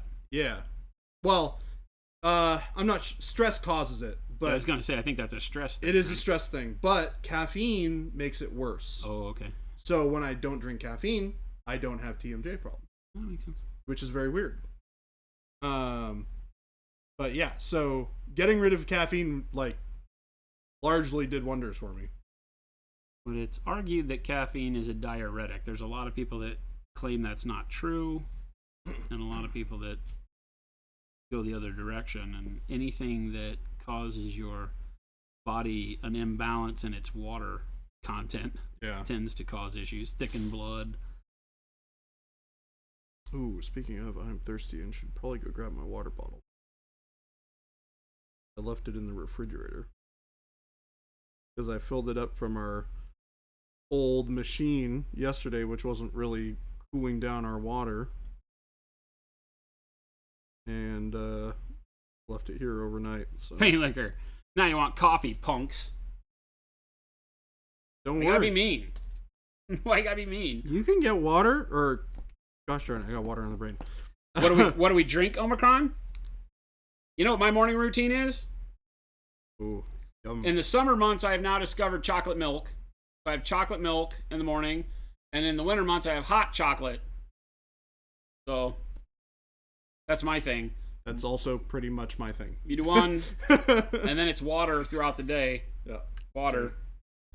I've been big on lemonade recently. I can't. Yeah, I In love portions? lemonade, but I can't do that kind of Sugar. mass amounts of sugar during Yeah. the day. Then I really get tired. Then it's like put me to sleep time. All right, I need to know where I'm going after this. I think I want to go. Are you just gonna do the hair in black, or are you gonna do it in like a reddish tone? Or No, something? black. Black. Yeah, raven black. I think that's the way all of this really stays with the contrast I want. Mm-hmm.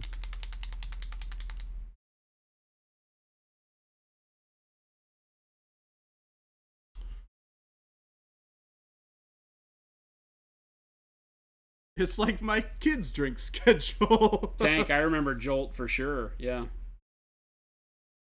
Yep. Good old Jolt Cola. All the sugar and twice the caffeine. That was their motto. All the sugar and twice the caffeine. Yeah, all the sugar and twice the caffeine was their catchphrase. They're That trying was to how they kill, marketed they're trying their to stuff. kill people. Huh? They're trying to kill people. Pretty much, yes. Oh gosh. It was cane sugar and Okay. like legit all the caffeine. Oh my god. Yeah, it was definitely something that was catered towards the. It was the Younger. Red Bull before there was Red Bull, Yeah. right? It was literally like catered towards the adventurous. Gabe would like it. Man likes his Red Bull. It came out with Jolt again, but it was not the original formula. They were probably like, we should probably curb back how much caffeine we put in this thing. I read something somewhere on why they couldn't use the same ingredients because there was some sort of they had like outlawed the ability to use that much in a drink. I don't know. Yeah, that tracks. They were using as much caffeine as you were talking about. Probably. I don't know. I mean, those energy drinks are not any kind of a joke. True. They're usually not too bad though.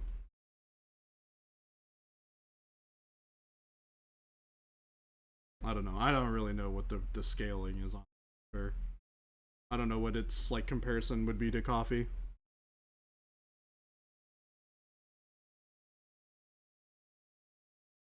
But I mean, I used to be one of those people that would drink, you know, a very large coffee, like espresso drink, with 3 shots of espresso in it every morning.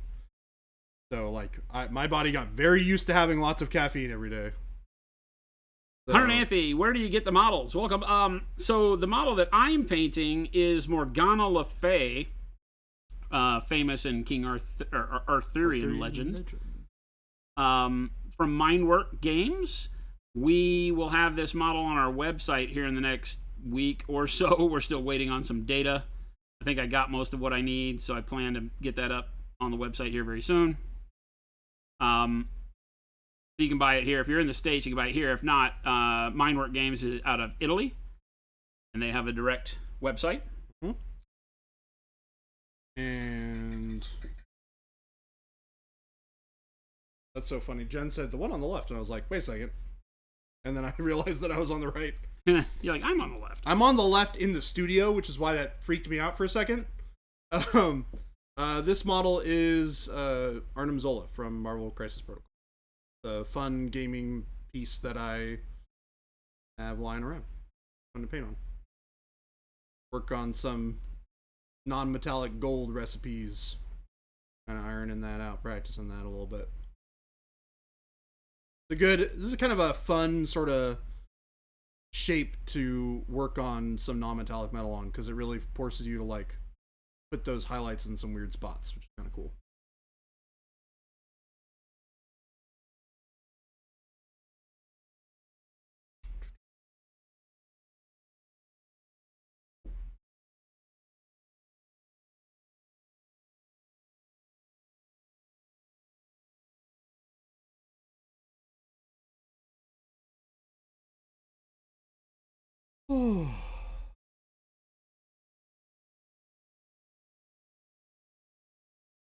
Remember that steak I was talking about getting the night before did you do it?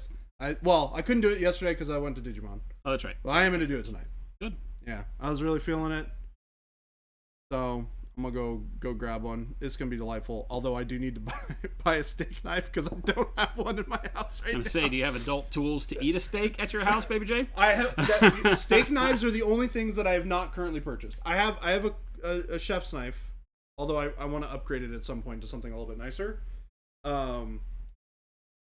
I do not currently have steak knives, so I will probably have to take a look at this place and see if they have like a steak knife that I can buy.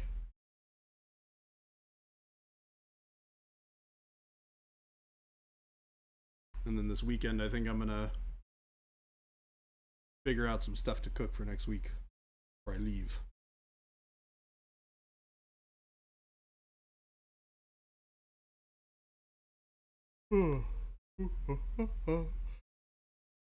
Hera models in Spain? No. I know them, but we don't I've seen some stuff that they've done. deal with them. Neat. You getting on the fitness grind, Baby J? I would like to. I started walking to work like a month ago and stopped immediately because I like burned the heck out of myself for like a week. So that was like a rough introduction to trying to do that. I would really like to. Hold on one second. Omicron Samurai, we will see you tomorrow, hopefully. But enjoy the rest of your evening. We will see you later. Take it easy, Omicron. But I would like to, honestly. It's one of those things. It's tough for me to do because I'm always doing stuff. So I have to make like a really concerted effort in my brain to like pull myself away from the autopilot mode of life. Be like, I should go to the gym. I should walk to work. That's the same for everybody. Yeah. That's my problem with it, is it when it's not part of my normal routine. After I stopped playing hockey, exercise just went out the window because hockey was my main exercise motivator. Mm-hmm. We go out and do that, and then when it was not a thing that I just thought about every day, then it was very difficult, and it still remains so. It's tough to get yourself back into the rhythm. Yeah. But one of the best things you'll do, I just started easy with what I've done here recently is at the house, I'll sit at my computer, of course, like we all do, and I'll watch YouTube videos. And if I'm not doing something with my hands, because I'm just watching a YouTube video at my computer, then I'll pick up the light dumbbells, and I'll do reps with the dumbbells while the video's playing. You know what I might try and start doing, though, is I was thinking about this last night. I was sitting and I was watching a TV show for like a little bit of an hour after I got back from playing Digimon, just to kind of wind down before I went to bed. And I was like, I should just start stretching before I go to bed. Just like get a little bit of light stretching in before I go to bed. Because it's one of the things that I've noticed is like my mobility, because I don't run around and do stuff and I don't stretch, is like lower than I would like it to be. Sure. And that's always generally a pretty good thing to do, especially if you want to avoid like long-term joint pain and stuff like that. It's good, can be good for you. But I do want to take another stab at walking to work. I'm just not sure if it's a great idea. I told him to buy a parasol and he laughed at me. He just needs to buy a freaking umbrella. You're done. Walk with an umbrella. Get one of those hats. You know, even better, get one of those umbrella hats. Or one of those big yard worker hats. I should just get a hat, to be honest. Huh? I should just get a hat. Yeah, I was going to say, just get one of those wide brim yard working hats. Right? Like the rice paddy hat. Also, Tank, that's freaking awesome. $189 down from $278 in 15 months. That's fantastic. Very nice. I need to be doing. Excellent work.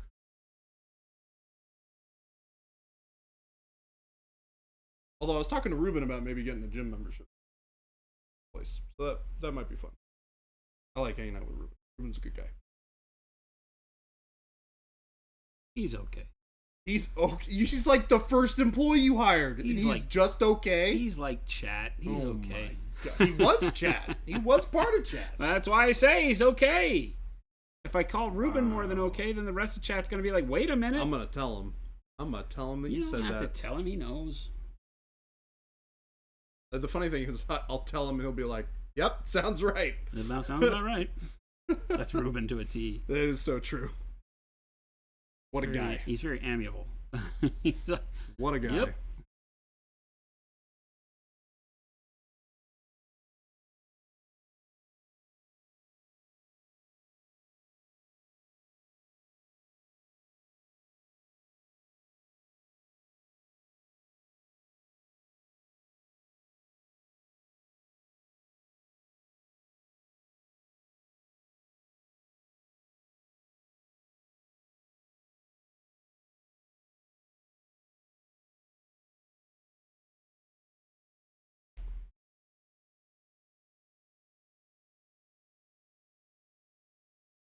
What sucks is you were a chef for 38 years. Holy cow, that's a long time.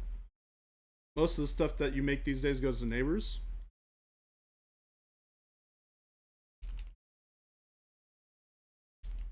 Your dog or to the trash. Move to Arizona. You can cook for us. For us. We'll take it. We will show you the respect you deserve. Indeed. As long as you don't put pineapple on pizza, we're fine. Well, hold on. You said pineapple on pizza is fine. It just is no longer pizza. I'm talking about my own personal preferences now. Ah, there we go. Okay. I agree with you. Take no problem. I concur with the no pineapple bit.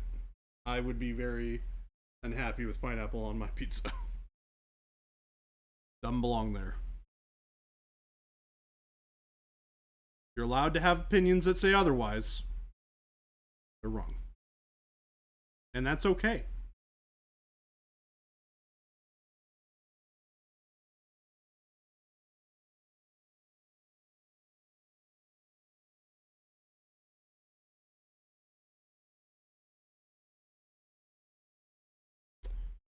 Andre Anthony, getting your 3D printer tomorrow. Any places to get the models you recommend? Most of the recommendations that I have been given from all of my friends who do a lot of 3D printing is they're like, Google, like type into Google what you want, like what you're looking for, followed by 3D print, and then do an image search and then reverse search from there. And that has served me very well. If you're looking for like specific things that are like similar to other things. If you just want crazy things that are cool, then those places are great places to check stuff out. That Gosu and Paint Liquor have put in there. Yeah, see, Gosu's got the right idea. We also have a very active 3D printing part of our Discord. So if you want to go check out our Discord, which I will put into chat for you, you can. I'm sure all of those people on there have great places to send you to as well.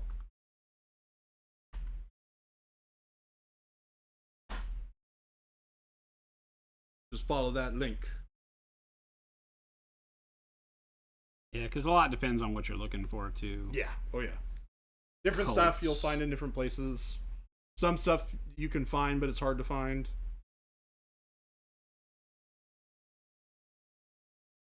I've always wanted to have a 3D printer. It's just not I've never had a good place to put one. Yeah. Because it requires good ventilation and a place without, like, ideally without UV. So, like, I could put it in my closet, but that doesn't have good ventilation. And then I'd also need a place to, like, clean it. I don't know. The best place to put it would be in, like, a garage or something. The garage out here is really hot, too, which is not probably ideal either. How do they do with heat? What's that? 3D printers. They deal better with heat than with cool. Okay.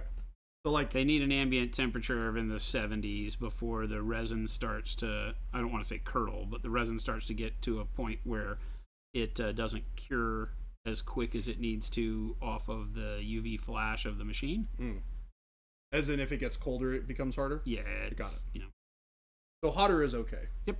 Okay. Yeah, you won't have a problem with your 3D printer here in Arizona. Oh, fantastic. We've got that whole sea of them over there in the other side, and they work like a champ. We never had to worry about it. Even when we were printing in the winter months, it was never an issue. The resin stays room temperature for everywhere else in the world here very easily. That hot garage would be pretty good for resin, maybe not for FDM. Yeah, probably, right? Because then the FDM is probably more pliable than you really want it to be before it. That makes a ton of sense, actually.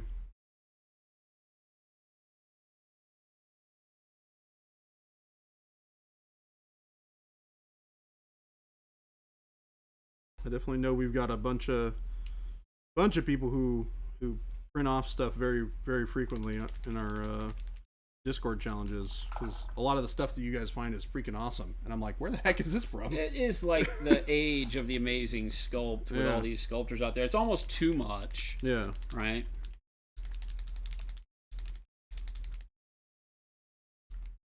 You guys even need a curing station, or can you just put the resin prints outside in the sun? Well, you don't want the heat, right? The UV energy is hot, but if you just let it sit in the sun, you get everything else too, right? The sun's not just strictly UV.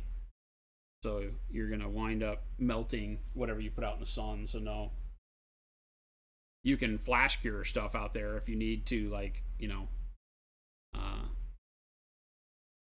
take a model that seems a little gummy still. You can sit it out on a tray outside for a minute, but I wouldn't recommend it.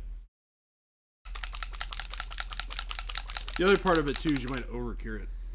Yeah, UV cured resin doesn't like to get hot and cold again. It typically deforms very, very easily.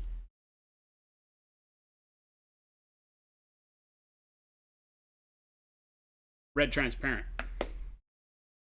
Oh, red transparent. Where's that going? I'm very curious now. That is not a color I would have expected. On my paintbrush. Okay, all right then. You keep your secret. Yeah. Thought we were big on sharing around here. I never liked Sharon. I thought she was a little bit too... Oh, wait. What are we talking about again? Sharing. Oh, sharing. Pardon sharing, my stupid, silly accent thing. Sharing, sorry. Sharing. Sharing. Already says, I have 17,000 channel points. Can I use them to buy a new Evo bag and an airbrush? Sure. The shipping cost is going to be $235. Yep. You can redeem your channel points to purchase an amazing assortment of goods. But the shipping cost for some reason gets really high when you do that. I'm not clear on what the problem is there. We have to contact. Is that actually how that works? Have to contact our shipping supplier and ask them what the deal is. I didn't know that you could use channel points to buy stuff. No, you can't. Oh, okay. You didn't get the joke. You got to listen. Okay. I did. I was listening. Don't be a walking harder. Oh, ho, ho, ho. Ooh. Walking harder. Oh man, I got 197,000 channel points, and I buy the company. I was gonna say, well, gang, guess who owns Monument Hobbies now? Ben and I are retired. If we could just find a place that'll take channel points for groceries. Yep. Ooh.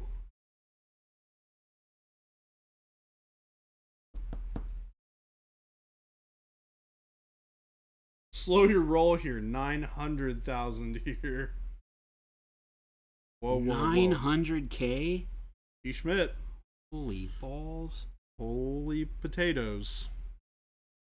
Balls. E. Schmidt been here a while. You've been doing the thing. You been doing the thing? How long you been around, T. Schmidt? I mean, long enough. All the time. It appears. I mean, just look at his channel points.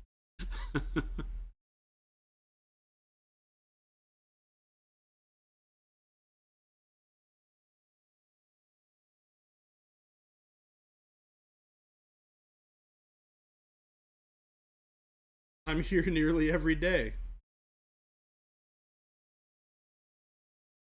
That is an actual ton of points. Holy Mr. crap. T. Schmidt needs to be committed for how committed he has been. He needs to be committed for how committed he's been. Run, T. Schmidt, run! This is looking dangerous now. I don't feel safe anymore. You shouldn't. Bad things are happening.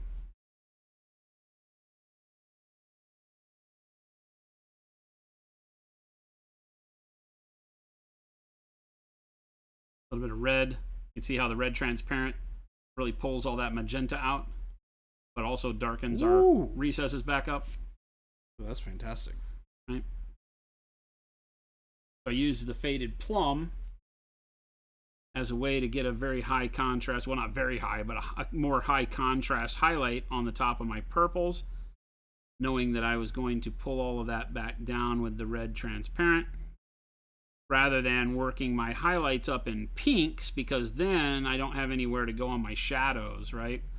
So a lot of times I'll use a very desaturated color that's in the same family as my base coats, in this case the faded plum, or you could do even you could do a white.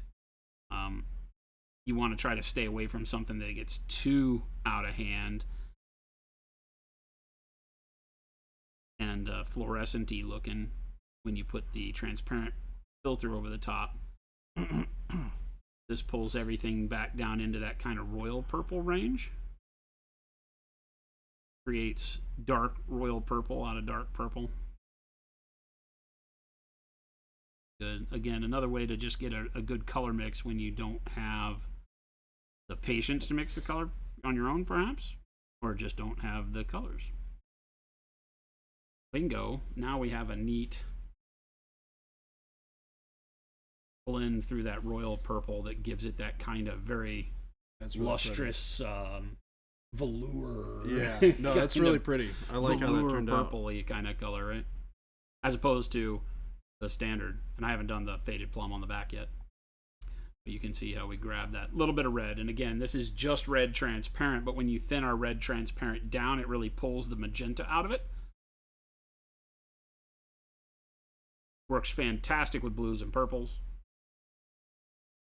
Me likey. And it also smooths out our blends. Remember, everything that we're doing on this model is pretty quick as far as just slapping paint down.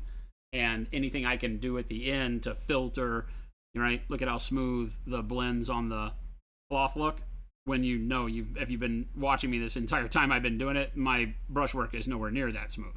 But the transparents will smooth all of that out for you, right? Because they are very dense pigmentation, just with a very high opacity. So they will blend by placing pigment over the other stuff while still giving the hue and letting the bottom coat show through. So, fantastic stuff. If you haven't ever used our transparent paints, all I can do is cry a little and beg. They really are amazing. I use them all the time. You're noticing that your paints aren't drying on your hands that much. How do you mean drying on my hands that much? Like here? On my thumb palette? Or how do you mean? Our paints have a little bit longer open time than your standard acrylics, right? But they still dry very quickly. Channel point gambling in the next paint off between Fuse and Baby J. That I would go for. That would be hilarious, actually. But when airbrushing, everything's going to dry a little bit quicker with airbrushing because of the way the paint is atomized, right? So you have smaller spots of paint to dry, and that's going to evaporate faster than a larger body of water, or water included in it. So anytime you're brush painting, you're going to get the paint to stay a little bit active and live longer than when you're airbrushing. But you can paint with our paints for quite a long time. They're not going to clog your airbrush up. I still wouldn't fill like my airbrush cup to the tip, all right? I wouldn't. If I'm going in here, I only ever fill the cup to basically the neck down there, like to here. Mm-hmm. I don't ever fill up to here with paint. Now, if I were doing a larger surface, I might, a bunch of tanks or something. But I typically fill with water-based paints. I fill to about here and then just refill more often because it gives less time for that top area of paint to skin over, right? Like cheese, melted cheese will form that skin on the top. Yeah. Paint does the exact same thing super quick, and that creates particles that fall down into your airbrush and cause it to clog. So that's the big problem with water-based paints and airbrushing that you want to try to fight. And the easy way to fight it is without putting additives in the paint, is to just run less paint through the airbrush each pass and then squirt some water through it, flush it out real quick, then put more paint in it and go. Obviously you can thin with things like flow improvers or drying retarders, and those will help you paint with a larger cup of paint for lots longer because it just adds a bunch more glycol to the suspension so that it takes a lot longer for the water to evaporate. It's because we're moist. Did I say that right?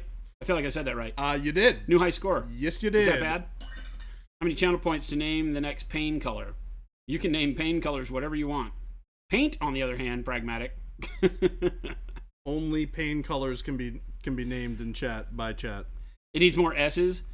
It's because my name in Hobbies is moist. Whoa, speak for yourself, slow fused. There. Did I do it? He said, Pragmatic says, definitely meant paint. Got him.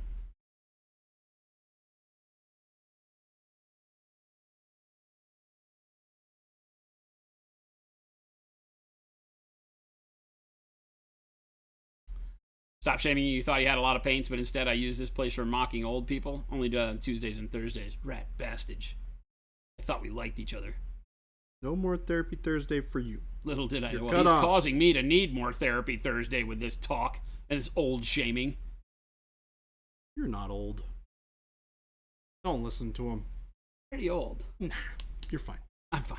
He goes, nah, you're fine. You're fine. I got plenty of friends older than you. Fine. You taste the transparent paint all the time, says Paint Liquor. No, you don't. You think you do, but you don't. What we've done is we've gone and replaced all of your paint liquor with jelly of various different colors. Hey, Jen, we need to get the intervention van out again. Don't get it confused with the invention van. That's a different thing. This is true. We have those separated for a reason. Yeah, this is definitely true. The invention van shows up to the intervention, we might have problems. They'd be creative problems, but still problems. Might not have the turnout we want. Or it could. You never know. Yeah, how fun my addiction could be.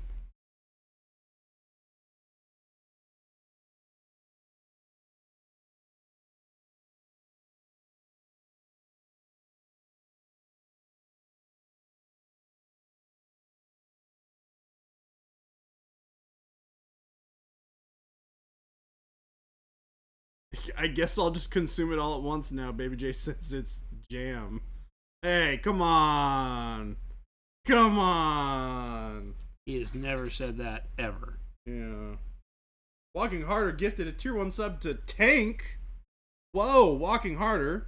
Thank you. Tank, congratulations. And Hairdo, congratulations on your sub. Walking Harder. Holy Toledo. Walking Harder, I take back most of the bad things I've said about you, buddy. If the things he didn't take back, I take back the rest of them. Thank you.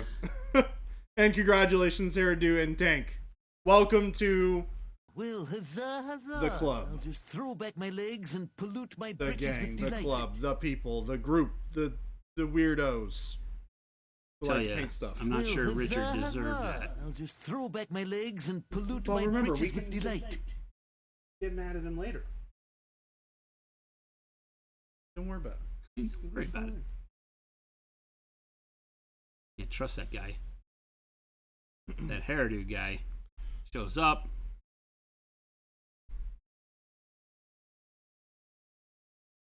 Causes a Nah, bunch of they were problems. warranted. Smells up the place. They were warranted.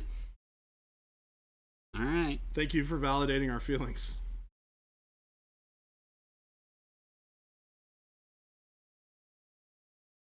Paint liquor, taste when you, oh my gosh. Paint when you taste it? No, you don't. You don't. You're not allowed to. He actually does. He has this series on YouTube called Blinded. It's a bunch of blind taste tests. Uh-huh. And he just does blind taste tests, and he has done it with paint. He's gotten the colors 99.9% correct. Oh my gosh. Like, can I like figure his, out? It's like his superpower. It's very, very oddly disturbing.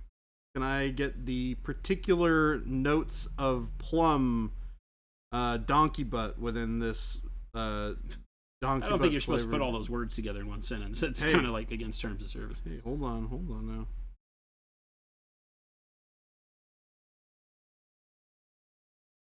Plum, donkey, and butt, Fade- or you have to fade- relegate those to their own sentences. Otherwise, like Faded Plum's got an interesting undertone of donkey butt to go with its plum flavor.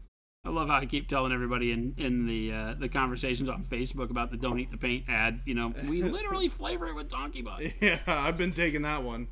I've been running with that one a little bit. Trade secret, so I can't, Baby J. See, that's it, right? You can't talk about it. He doesn't have a license. What's up, Solo? How's it going? Welcome to Therapy Thursday. Tank, enjoyed my time here. I'll be back. Seeing this makes it easier to purchase these paints. That is awesome. We are glad that we were able to answer your questions and oh my gosh. Tank, thanks for hanging out with us. We really appreciate you Yeah. coming on the show. It's great. We always use this as a reference point for people who are anxious to find out more about the product, but also just for generic painting. Everything that we do here is relevant regardless of the paint you decide to use or have been using or any of that. So always welcome back. Enjoyed having you. Enjoy your new sub. Make sure you come back and see us again. Yep. We look forward to seeing you more around the water cooler, which doesn't exist anymore. Did they take it? Well, did you hear about what happened to it? No. Okay. There's a whole part of this that's funny. So we got a replacement this morning. What was wrong with the other one? It was not cooling the water. Okay. So the cooler wasn't working. Okay. So they came out, they replaced it. And then the button broke. And then the button broke. That I did hear. Yeah. But I didn't understand why we were getting it replaced. Nobody had let me know that was a thing. Apparently that was a thing. Okay. Yeah. I think I was confuzzled because Carter had just taken care of it. Yeah, I was confuzzled because Carter was like, "So this happened," and I was like, "Why were they replacing the water cooler?" Yeah. Apparently it was not cooling down the water as it should, which I can attest to. Yeah. Because it didn't when I tried to fill up my water bottle yesterday. That kind of sucks. Yeah. Well, the worst part is when it starts spilling all over the place because the button breaks and just goes forever. That's not exactly what you're looking for, I don't think. Yeah, luckily Phil thought on his feet and got some containers underneath there to capture all the water while he... Oh, it broke like stuck and water was Yes. just flowing out of it? Yes. Oh my god. Yeah, so he pressed the button down and it didn't come back up. So all that was happening is just shooting water out. No, man. So they managed to like jam a whole bunch of the yellow plastic things that we have underneath to like fill it up as they got the hook out of the big water jug in the bottom and let it all drain out of the system. But yeah, that was I walked in right as it was happening. I was going to pick some stuff up from the printer and return a pen to Christian, and all of a sudden I see Phil with like a water jug out, and he's got this like yellow thing under there. I'm like, what is going on, Phil? He's like, it won't stop.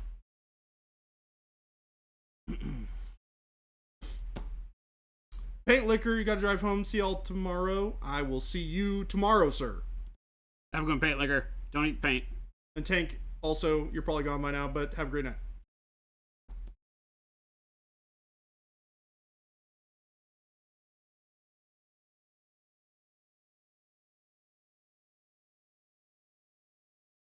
This is just a slight mix of magenta and royal purple that I'm doing right now.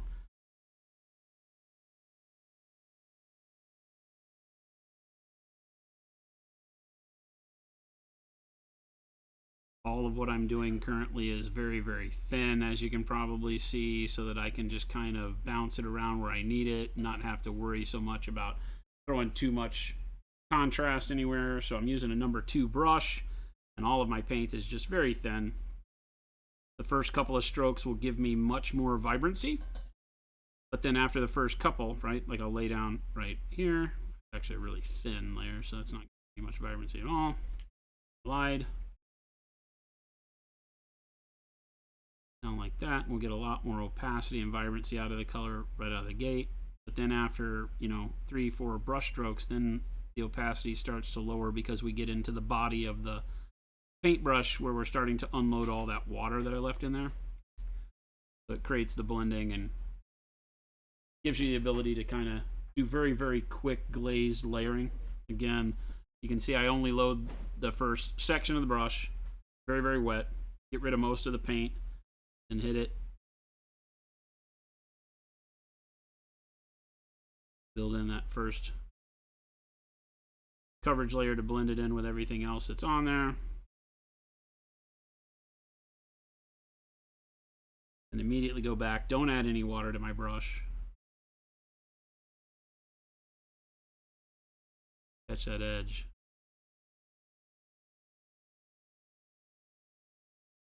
Boost it up a little bit.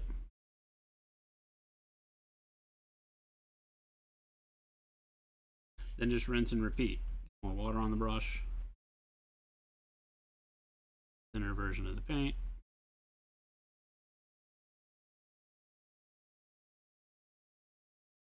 Keep going back over those folds until I'm happy with how bright they are. think we need a no loitering sign. What? A no loitering sign? Yeah. He's got to use the microphone. You can't just come use the comfy chairs. You got to be on the show, buddy.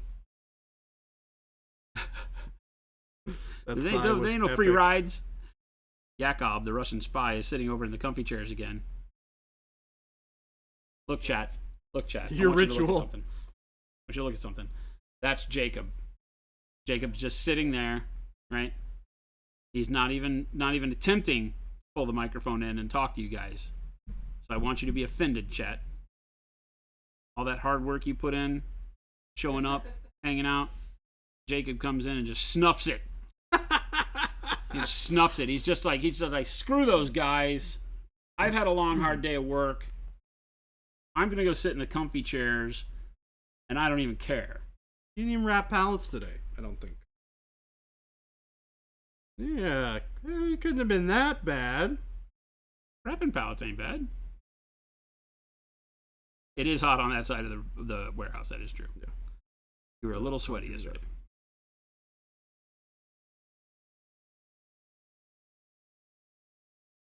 How dare our distributors order in the summer? Rat bastages. How dare they?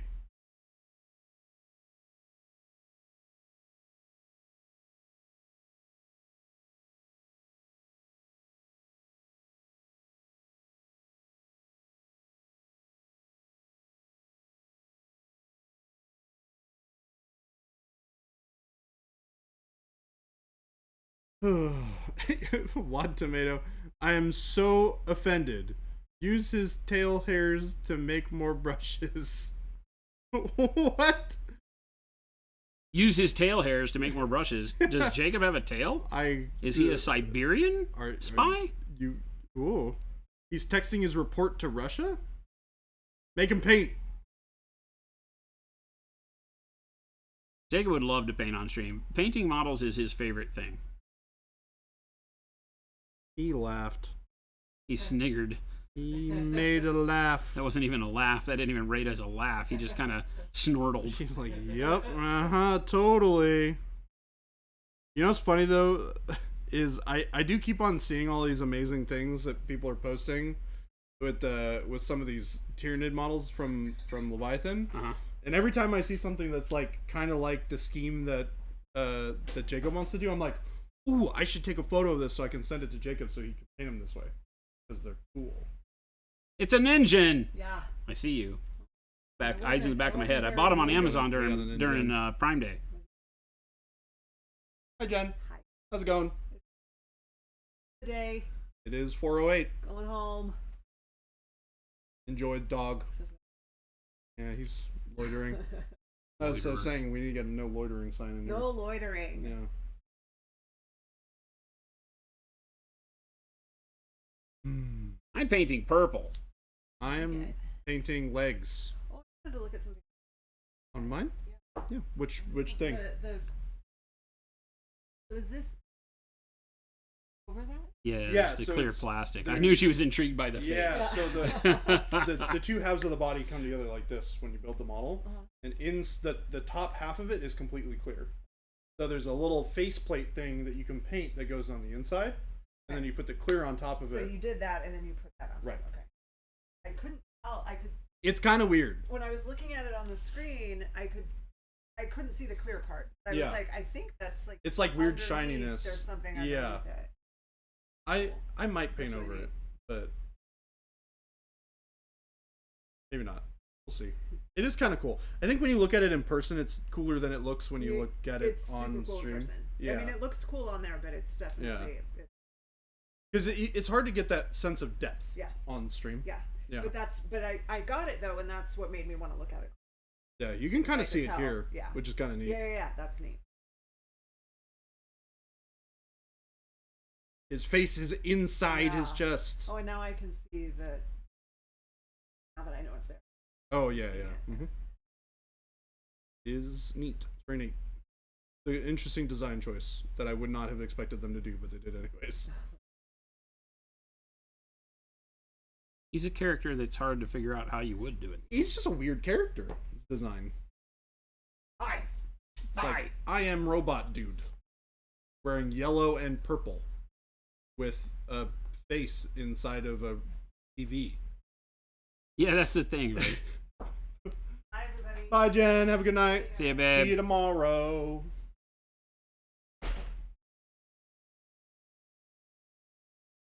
Notice how I'm doing very sketchy brush strokes here. Give a little bit of texture to the cloth. Don't be afraid of the texture. Never fear the texture. I love texture blending stuff. It's such a useful technique. Yeah, it's something that in the hobby we tend to lose track of if we, you're just looking around on Instagram and stuff. As a new hobbyist, you might think that texture is bad. Yeah, it's all about the super duper buttery smooth blend. Yeah, super duper blending, which looks really good, and all of that. But it's a very, kind of more, I don't know, I don't want to call it European way of painting miniatures because it's not nationalist. They paint with a lot of texture as well, too. But a lot of that comes out of that world, though, right? Whereas I come from the scale modeling world where you spend a lot of time weathering and finding textures that made a little punch of realism back into your models. Mm-hmm. Yep. Smoothness didn't make sense for World War II models very often. Because I don't think I ever painted anything that was supposed to be like fresh off the assembly line, Oh, 100%. Everything was weathered, so you finding ways to create the textures that would be in a weathered material was one of the hardest things for me to learn growing up, because it didn't make sense. And then when I started focusing more on miniatures, everybody was like, no, you got to do it smooth. And then that was hard. I was like, wait a minute, I just spent all this time figuring out how to not paint smooth. And then I just figured out over the years that I can find a nice happy medium where my blends can still have texture to them that gives a little bit of life to it, right? I like this motion that we're getting with this swoop down the middle of her back doesn't want to be super bright, and I keep that texture to it so it gives it a flow. I don't know that it gives it motion. It's not like motion marks in comic art where if I've got a fist, you can only draw it stationary, but you put like some motion marks around it. It makes it look like it's flying at you or something. Yeah. But that does, when we get texture marks, brush lines going in a similar direction, it's very pleasing. There was a person that I think they watched the stream as well, but on Facebook today posted two of those dudes you painted up for Shatterpoint that are like they're kind of like robotic, but they had capes. Oh, the Magna Guards. Yes. Yeah. So he painted those guys, and he was doing the capes in this kind of off-white bone color, and he was like, the one on the left looks a lot better to me than the one on the right, but I can't figure out why. And I was like, well, it's because one of them's caped. Do you have both of those guys? I do, yeah. Bring them down, because it's going to be perfect. Yeah. Right? Pass them over to you. You can. Oh, cool. Thank you. Yep. So this is a good example of how texturing is done, even just in the flow of a model. He said he liked this one better than this one. And the reason that he liked it better, and I can tell you 100%, can anybody guess? Because his models were painted great, just like yours. Yeah. There was no difference in the way they were painted. But why does the one on the left tend to be more eye-catching than the one on the right? It's because it's got sharper folds. It has what? Sharper folds. Sharper folds? Yeah. Anyone? Chat? I'll give you a couple seconds. Isn't Arnim Zola a computer? I don't know. Is he? Yeah, maybe I think so. Yeah. And yes, it is clear plastic. Oh, he was a guy who uploaded his brain into a computer. That makes sense. Contrast. Well, contrast gives volume, right? So the volumes of the cape are nice. You have the more billowy one on the right and the sharper one on the left. But what it really is the motion of the capes, right? This one has a very consistent motion that wraps off of his head and down to this corner. So the same way I'm doing all of my sketchy brush strokes from top left to bottom right gives a much more pleasing effect to the eye than this one, where this one has a lot of motion this way, but it also comes downward. It also then curls up at the end, right? It has a lot of inconsistency here. So it's not a bad sculpt. The sculpt is neat. Fabric would move this way. You don't want to make everything have that kind of motion in it. It gets a little too cartoony. But this one, when you look at it visually, is not going to give you the same pleasure because all of this one has a very good continuous flow of motion to it. There's no interruption to the lines. This one kind of squiggles out at the ends and kind of goes off in different directions, has this kind of breaks it up in the middle here, whereas this one's very linear and doesn't interrupt the flow. Well, I think that, like, even to that point, you can nitpick these a bunch, right? Like, if you really wanted to make even this one better, right, you could bring, like, this line here comes down almost too straight of an angle. If this came out just a touch, yeah, to match like the cape at the bottom. Correct. It would add a little bit more of that flow, right? But this is a better example of how asymmetry can still form symmetry in motion, right? Yeah. And that's one of the things that the psychology of our vision that we don't study enough, right? Is that motion and how we look at it. When all of that motion can go back to a fluid center point and all has a very directed kind of move to it, is just going to give us more pleasure. It's going to create a more visual, happy experience, right? Those aren't words that people would teach you, but you're going to look at it and find it more pleasing to the eye. There's no difference in how you painted them. Your blends aren't any different, no better, no worse, nothing like that. So sometimes it's just the shapes. And if you try to fight against the shapes to make it more pleasing, you can wind up creating a situation where you're not happy with the model at all, right? And sometimes you would say, well, that's up to the sculptor to have an idea of how the visual of the painting needs to flow. But it's not always up to them, because sometimes the pose and the things that are going on are going to be a little awkward because that's the picture they're trying to paint. But visually, when you're painting, sometimes you'll look at stuff and you're trying to do nice blends or you're trying to create textures, but the flow of it doesn't really work. Hers is really neat because the drape all goes to the center point, right? There's nothing that really interrupts it. It all kind of comes down in this V. And then I take my brush strokes and I keep them all going like this, like these hash marks across it, that keeps that motion as it comes down. Yeah, you're drawing the motion down to the center point of the back. Right, you're keeping with the flow texture. of the model. Yeah. Right. So sometimes not fighting it, even if you don't like the look or if it's not supposedly like right for lighting. Sometimes you're going to get a model where in order to follow the flow of the model, it's not going to be correct for how light and contrast would work. And sometimes you just got to throw that out the window because you're going to have a much better end product if you just go with the flow, right? Just make that sculpt, just accentuate the way the sculpt wants to be and go with it. Yeah, games played, exactly.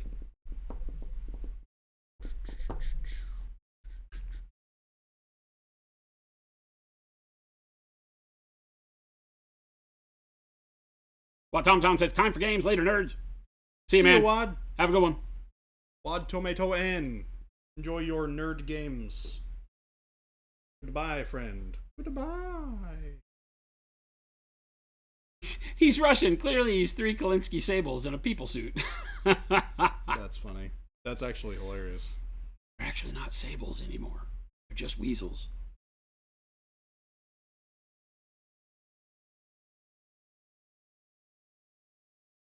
He's 3 sables in a people suit. You know, that would explain a lot. He's gone. He left. He left. Yeah. He's like, I'm out. You guys are making fun of me. I'm out. I don't think he likes that we tell him that he has to be talkative if he's going to sit in the chairs. Oh, are you about to sit down? Oh, I was gonna turn the camera back on. Yeah, I'll chill out for a minute. Oh, see, I just created a monster. Don't tell me. Don't threaten me with a good time. Yeah, thank you. I could not figure out the. All right, there you go. The appropriate. Baby J, we've lost Baby J. Man down. Man down. Man down. Let me pull up chat on my phone so I can see what y'all fancy people are saying. Gotta sort this stuff out a little bit here. It's a little. I got like crazy short hat hair today. I don't feel like my hat is hot. I was gonna say it. I forgot for a second because you wear hats so frequently that you got your haircut. Yeah, normally when I start wearing hats a lot, it's the pure sign that I'm in need of a haircut. Yeah, you know? Right. Yeah, usually. I do like to wear hats. It's Yes. kind of like a every other day thing, every other day thing for me. I'll throw a hat on, in the summer or whatever. I don't like using the visors in my car, which is a weird thing. The visors in your car. I'm not sure. It's weird because I feel like putting the visor down for the sun because in the morning when I'm coming in, it's like literally right in front of my face coming up over the street because I'm driving due east. And so I don't like putting the visor down. I feel like it limits my vision a a ton. Mm-hmm. So Yeah. I wear a hat, Okay. which limits my vision exactly the same, if Yeah, not that more. works. But it's you know, I hate using the. it's my stupid man logic. Yeah, I hate using the visors in the car. I don't know why. I Faded hate plum. them.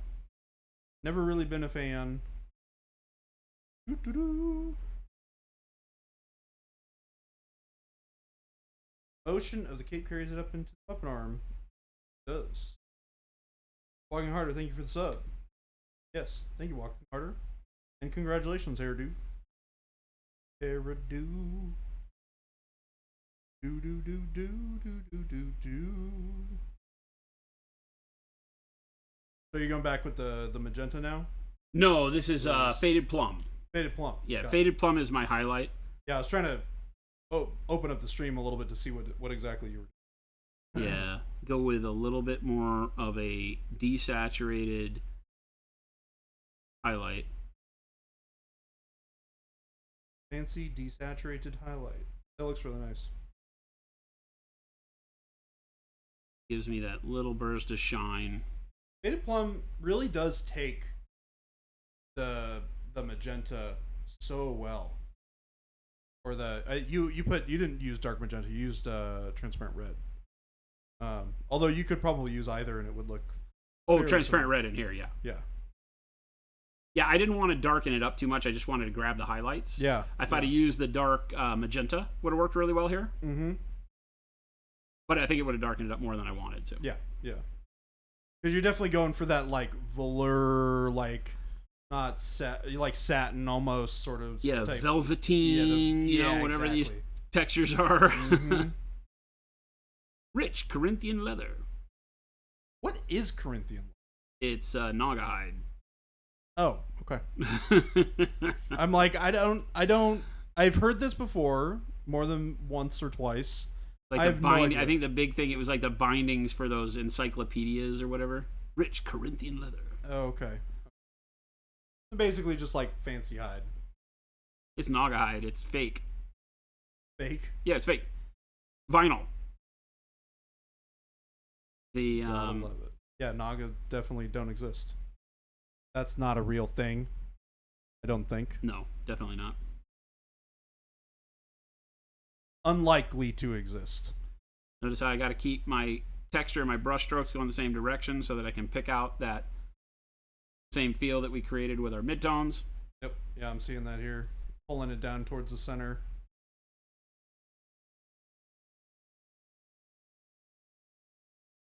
That's why you want to start your highlights earlier in the process, or I'm sorry, your textures earlier in the process than just when you get to your highlights. Because if I was just doing this texture with this faded plum right now, it'd make this whole situation look totally funky.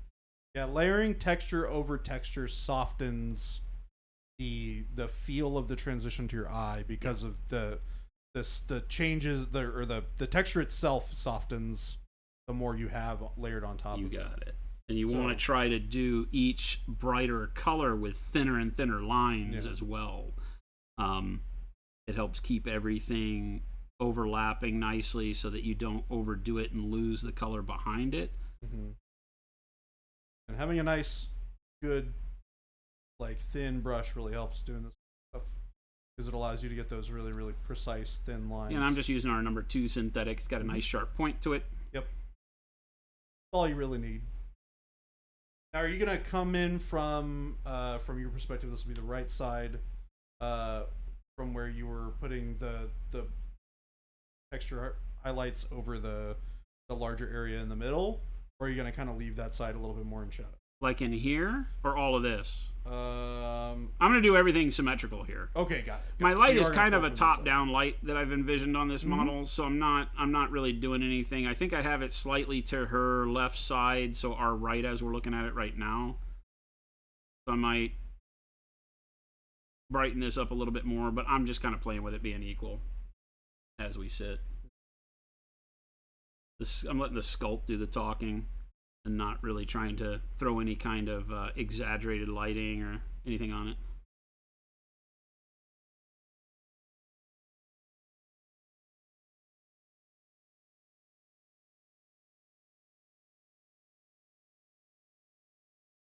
You're just ghost off the screen. And the big key is that I know I'm going to be doing a filter over this, so I don't have to exaggerate this too much, but I do need to put brightness even in places where I might not be interested in having a ton, like along the hem of the skirt here, so that when I put that filter over it, it'll knock that down into a mid-tone. So these little scritches won't be that bright, but I won't see them at all if I don't go ahead and do them in this bright color. Yep. Just that little bit of light catching against those frayed hairs that are coming off of the fabric that are a little worn from touching the ground for so much or dragging across the ground.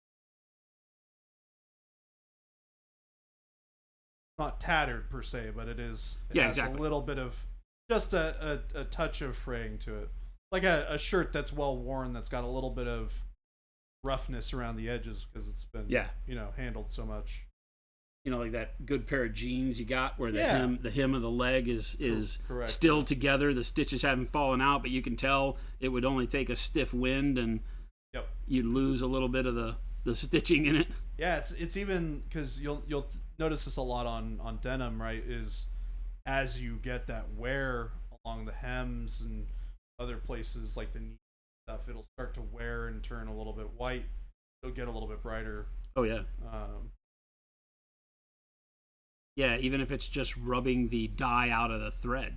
Right, exactly. We tend to forget that not every bright color we paint is highlight. Correct. Some bright colors are wear and tear, right? Some are the faded oxidation of metal is a big one. So this is a really interesting topic to get on to talking about as well, is the concept of painting something that's brighter in value because of the nature of the color, as opposed to brighter in value as a result of light impacting the brightness of the area. Yeah, because you have to attack it in multiple stages. You have to look and let's just take the idea of the oxidized paint.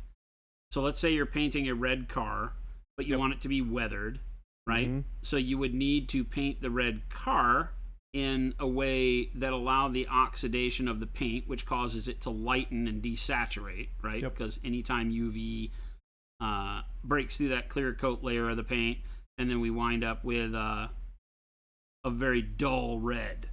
So you would need to paint that, but you would also have to shadow that bright color. That is correct. Right? Because the oxidation is there whether the lights are on or off. Yep. The paint has faded and gotten brighter, and it's not always along the edges. It could be like in the center of the hood. Yeah. Right? Where the most heat was applied because the engine heat from the bottom and the sun radiating out on the top burned through the clear coat. And so the middle of the hood and the middle of the top of the car are general areas where oxidation takes place a lot quicker. And so you've got this bright spot that's the idea of weathering or whatever you've done, and then you have to shadow that. So in a lot of cases, I will paint the oxidation and not really look at lighting on the model initially, and then go back and shade the model after I have all those effects done. Yeah, it's as opposed to trying to bake it in, because it can wind up killing you because you can have to create 3 or 4 mixes of your bright color to put it into shadow and such. Yeah, exactly. I like using a lot of color, like light layers of color, to try not to necessarily darken the area, but to make it blend into the other shadows around it, so that it feels like it's a natural part of that surface instead of being an aspect of light on the model. Because having that color there next to, so let's say you have like the red, but you're using a little bit of blue shadow in an area that you have maybe actually, here's a great example on a car. So let's say you're patching up a dent or something, and you're using some filler over the area of red paint, and that filler is like a pale white or something like that, but it's on the side of a car and it's in shadow. If I were to paint that in a like artistic way, I'd probably use some like blues in the shadow for that part of the car. And what I would do is I would glaze that blue or a blue that's similar in hue but maybe a little bit brighter over that lighter area, so that it's getting that shadow, like that color of hue into that area, right, without changing the value of it significantly. Right, you can still see that it was intended to be lighter there. Correct. Yeah. But that lighter area it's all about tricking the eye to see it as not a brighter part of the miniature because of light, Right. but because of the inherent brightness of color on the model or the surface of whatever it is that you're. This is one of those things that comes up a lot in the world of painting 40K when we do hazard stripes. Hazard stripes are one of those unique situations where you have a bright color in yellow and a very dark color in black that live on parts of the model that may not be in the brightness, right? You can think of any kind of logo or freehand thing that you're trying to do on a model and how those things might live in shadow. And what you find a lot of people doing too is when they paint hazard stripes, they tend to highlight the stripes. Yes. When the stripes are not physical things, they're painted colors Correct. on the physical thing. Yeah. So you shadow the physical thing, which is the, like, let's say the power fist on a Terminator, right? And I see people that paint the hazard stripes on the power fist on the Terminator, but then they highlight each of the yellow and black spots, which makes it seem like those spots actually, if you rubbed your hand across them, would have texture. They were individual stripes, like molded stripes. Right. Cool if that's what you were looking for, but in most cases that's not the case. What you do is you paint the arm, you paint the yellow and the black solid, and then you shadow the arm. So some of the black ones are going to be less gray and more shadow, and some of the yellow ones are going to go into shadow, but they're all going to be consistent. There's not going to be a highlight on the yellow and the black as lines. There's going to be a highlight on the hand or the power fist that some of it will highlight yellow and some of it will highlight black. We did it on, we showed that on Enzo, right? Where you highlight the gun, not the stripes, right? You'll notice there's no highlights on the individual stripes. It looked like there is right there because there's an indention in the gun on the front there. But you're highlighting the gun and making scratches and shine marks on the gun, right? So it's the shape of the gun that I'm still highlighting, not the yellow and the black. They simply get highlighted as if they're parts of the gun. And it gets confusing because you still have to put brightness, and if you put brightness right there on the front of the gun like that, it has to highlight yellow and black, which means now you're having to create 2 or 3 bright colors because you're having to highlight each of those colors equally within the range of their hue. So it gets to be confusing when you start to do freehand and logos and emblems and things like that on models, because the emblem doesn't highlight. The thing the emblem is on highlights, at which point it might also catch the emblem in that, but you can't think of it as its own entity. It's just part of the whole. And that confuses people a lot. I'm gonna say one more thing on this before I go and talk about some comments here in chat. One of the things that I do a lot in my brain as kind of an exercise in thinking about this sort of concept is I like to think of the object as having the paint that I've applied to it be printed on it.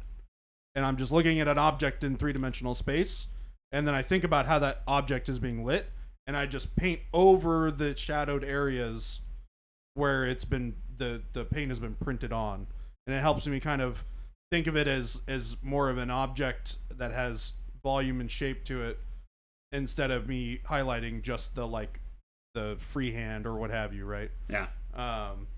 So going on here, Hairdo, Monument Hobbies, I stopped subbing to you once I realized you've been promoting any paint. We don't do that. We promote the opposite. We, in fact, tell people to stop eating the paint. How could you? It's not meant for eating. It's painting only. T. Schmidt deeply appreciates this color combo. With a winky face. I don't know what that means, T. Schmidt. Are you trying to say something here? Are you trying to say something? Phantom Truth, these are in fact some delightfully comfy chairs. Very, very, very much so.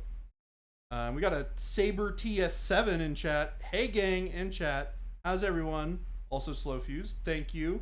Finally, my local store sells your paints. Awesome. And I was able to get the other sets in metallics. I'm gonna pretend we have a woo woo woo That's woo awesome. siren in here, because that would be worthy of a woo woo woo woo woo siren. Wah, wah, wah, wah, wah. Hairdo. Rumor on the streets is that there are condiment bottles filled to the brim with monument flavored paints. There are not. I can assure you that there are no condiment bottles filled with any sort of bold pyro red or any sort of ivory or any sort of yellow ochre at all. Not a thing that we do here at Monument Hobbies. Pictures on the internet have been photoshopped. Yeah. That's an AI rendition of us. Yeah. That is not our real likeness. purple and teal. I might be working on a similar project. I know what project that is. You shared photos of it, and I think it looks great.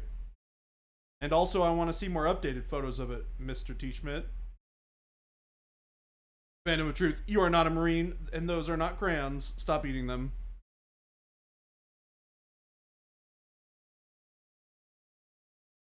Somebody asked today, so is this the new thing the Marines are doing? I go, we don't send them paints because we don't trust them.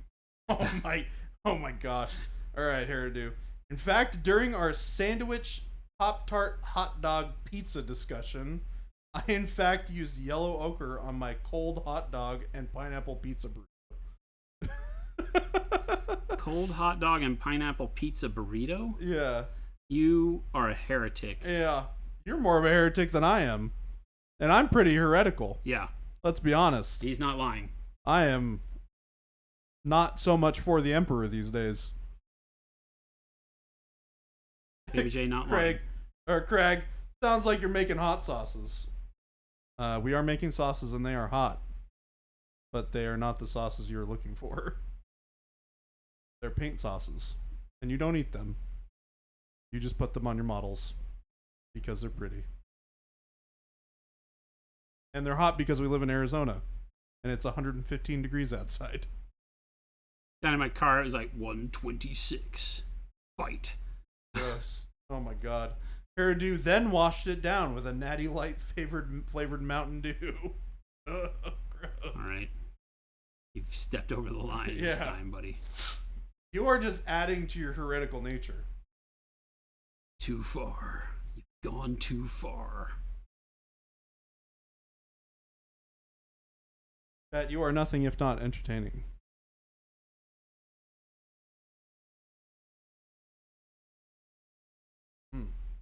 Yeah, I'm excited. I'm thinking about what I want to do with that model for the sacrifice. The sacrifice, yeah. Yeah, I wanna really lean into the Aztec vibes. Yep. And I don't know, use a lot of like greens and Wait a minute. This is just an excuse to paint your lizard men without painting your lizard men. I'm on to you. These are not going to look anything like my lizard men. I guarantee you. I'm on to this guy. I am pulling out all the stops on this model. I might even paint it on the weekend. What? For some fun, yeah. Look, I want to bring some finished stuff to Nova with us. Okay. I want to bring some cool stuff that we can show off to promote the fact that we got this stuff available now. Or almost available now. PM. Soon. ... Yeah, Journeyman stuff is already up on the site. Yeah, Journeyman stuff is up on the site. We are currently waiting on some info for the Mineworks stuff. But hopefully that will be soon. We have all the stuff. Server's waiting on a couple of last dotted T's and crossed I's. Right. Didn't yell at me for that one. Still a little wet, but I'm digging it.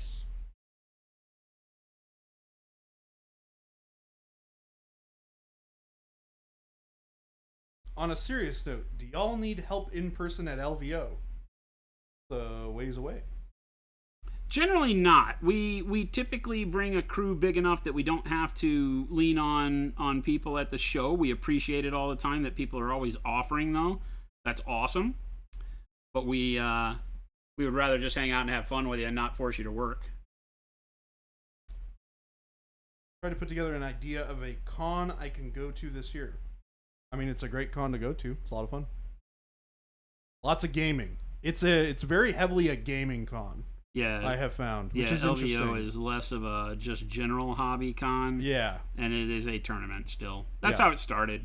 They're trying to grow beyond that. They kind of can't get out of their own way because of the juggernaut that is the Games Workshop event is gigantic. the 40K thing that they've Yeah. done, and the AOS stuff was huge this last year too. So they're growing Yeah. the tournament scene part of it really, really well. They are trying to put a concerted effort into like the art classes and stuff. They're a little rough, but they're still doing a really good job. Yeah. Well, because the turnout for the 40K event alone is like what, 800 people or something? It's over 1,000. Is it over 1,000 now? It was over 1,000 registered. They may have only had like 900 and something people. I mean, that's still an insane amount of people. Yeah, a hell of a lot. Yeah. Yes, it is. I don't game too much anymore. I need a drivable con that I can do some painting classes. Haradu, where are you at? Where are you located? He's in California, IA. You're in California, IA? Guess I could just crash at your HQ for a weekend and just mooch off your skills.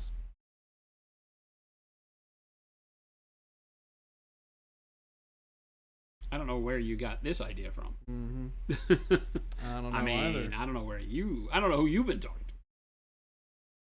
I would say if you can make it to Adepticon at some point, I think you will really enjoy that show because it is very much hobby focused.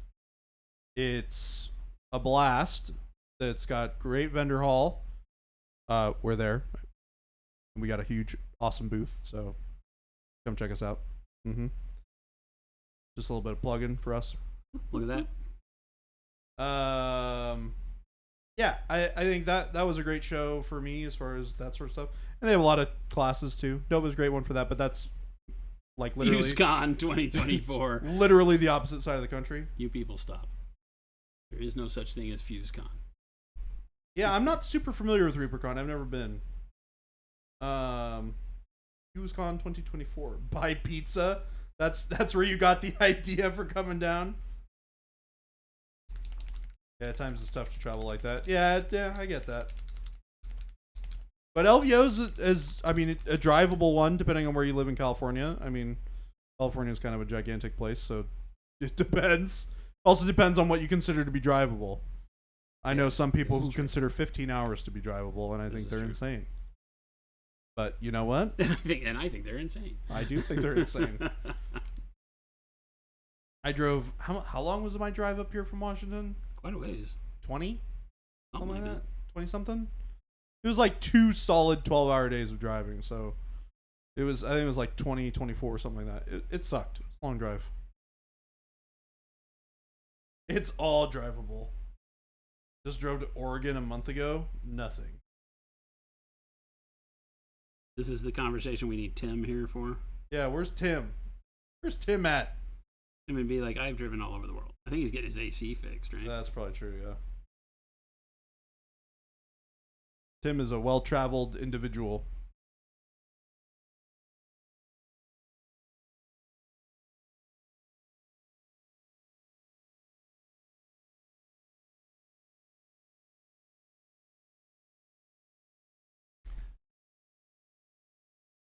Gateway 2023 Labor Day weekend, September 1 through 4 in LA.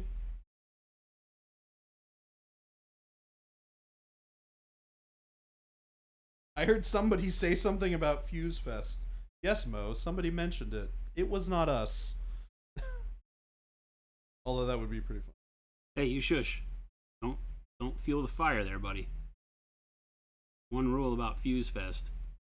You don't talk about Fuse Fest? You don't talk about Fuse Fest. I heard that somewhere else. But I'm not allowed to talk about it. I didn't say it was original rule. I just said that it's a rule.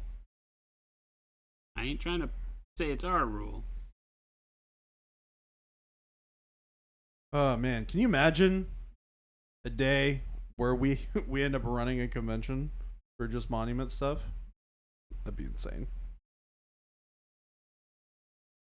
I mean, Reaper does a great job of it. Yeah. And, we could definitely get a ton of interest. Yeah. Jen and I have talked at length about ways to host events here locally. Mm-hmm. That would be worth the price of admission, get people to come down here and have fun in Arizona and all that. If you're going to come down here during the time it's affordable to come, then it's going to be hot. So we got to make sure that we're in good indoor location that's close to cool stuff to do, and all of that. And, so we've discussed it a lot, not to the size, I don't think, of a FuseCon, which is stupid anyway, maybe MonuCon or something like that. But, it's not something that's out of the question. It's just that's really hard to put on. It's not an easy thing. Yeah. Right. I wish that it was something that you could just be like, oh yeah, it's so easy. You hire this company, and they get 10% of the proceeds, and there you have a convention. Having been on, You've seen Lock and Load. Yeah, having been on the inside of dealing with Lock and Load. For those of you who are not aware or new, I used to work for Privateer Press for a few years, 3 or 4 years back, a couple of years ago. I helped a lot with the setup. I mean, we all did, really, with the setup and planning for LVO. Or not LVO, gosh darn it. Lock and Load. And that was a self-run convention every year that Privateer Press threw on in Seattle. And, I mean, that was a relatively small convention, all things considered. I mean, we're talking like 500 to 800 people at its peak. Yeah, dude. I was like, I know what's about to happen in chat. that's where I knew you from. Yeah, I've been around for a minute. But yeah, I mean that convention was I don't want to say a nightmare, because it wasn't a nightmare, but it was a lot of work to get up and running. There's a lot of moving pieces. There's, you need one person who deals with, a lot of the logistical stuff. You basically need somebody full-time working on it for like a month or two prior to the event, because of, you need to get a truck. You need to make sure that everybody in the warehouse has product, packed and ready for the event. You have to make sure that, everybody's getting flex days for the event because it's happening on a weekend. So that means that you're going to have people who are not working on a Monday and a Friday, or even, a Monday, Tuesday afterwards. So, you have that sort of stuff that you got to think about, or paying people overtime to work on the weekend, or, things like, the event itself, paying for, a whole weekend at a hotel, or a convention center is, that's no small thing, depending on which place you go. And how far, when you have to book that out, all that sort of stuff. Not to mention the logistics of like, how many rooms? Where are we going to put everything? What rooms do we get? Oh, hey, the hotel canceled one of our rooms at the last minute. How do we deal with this sort of thing? It's a lot. There is a lot of moving pieces that go into that, and organizing all of that stuff, organizing the events, organizing, teaching classes and getting people brought in to teach classes. All that stuff. There is so much that goes into that. And that's not to say that it wouldn't be worth doing. There's just a lot of logistical figuring out that it would need to go into place before it could happen. So, but it would be fun. I think it would be a lot of fun, especially because of the culture that we at Monument facilitate for our community. I think the show would be a blast. An absolute, just like, out of this world blast.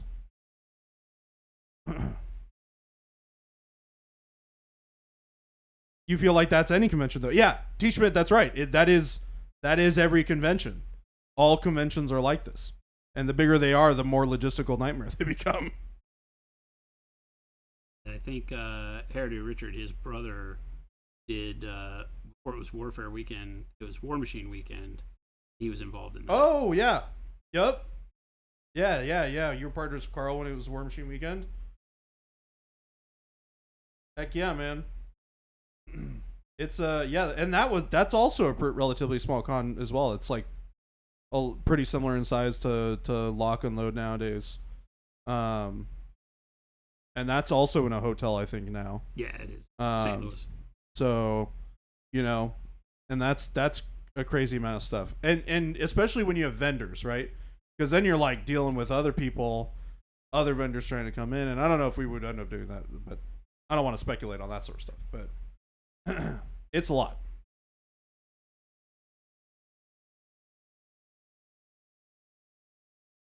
All right, let me take a look and see how this cloak is coming along here. I like it. So are you doing this top trim in like a different color completely? It looks like you're using something that's a little bit more on the red side. It's all burgundy. So Oh, yeah. her skirt. Oh, and the- right, because the burgundy. Yeah, her skirt and the top trim is all done in the dark burgundy. Mm-hmm. Then I did the blue-black wash over the top of the dark burgundy, and now I'm coming back over that with burgundy to do my initial layer. Nice. Fantastic. Yeah, that cloak looks great. The glaze over the top of those faded plum highlights look. Yeah, it just makes it pop. It's the same way I do most of my leather by doing like, colors and then to get my values set and then come back in with a transparent brown. Yeah. Here you just use the transparent red to pull all those colors back into that royal purple. Because we don't have a dark royal purple. We have a mid-tone royal purple, but we don't really have a highlight for royal purple yet. So being able to use purples so they stay on hue and then use that transparent red as the thing that pulls them all together. Yeah. And the nice thing is the magenta from the transparent red really works well with a lot of that purple. Yeah. As you thin it out.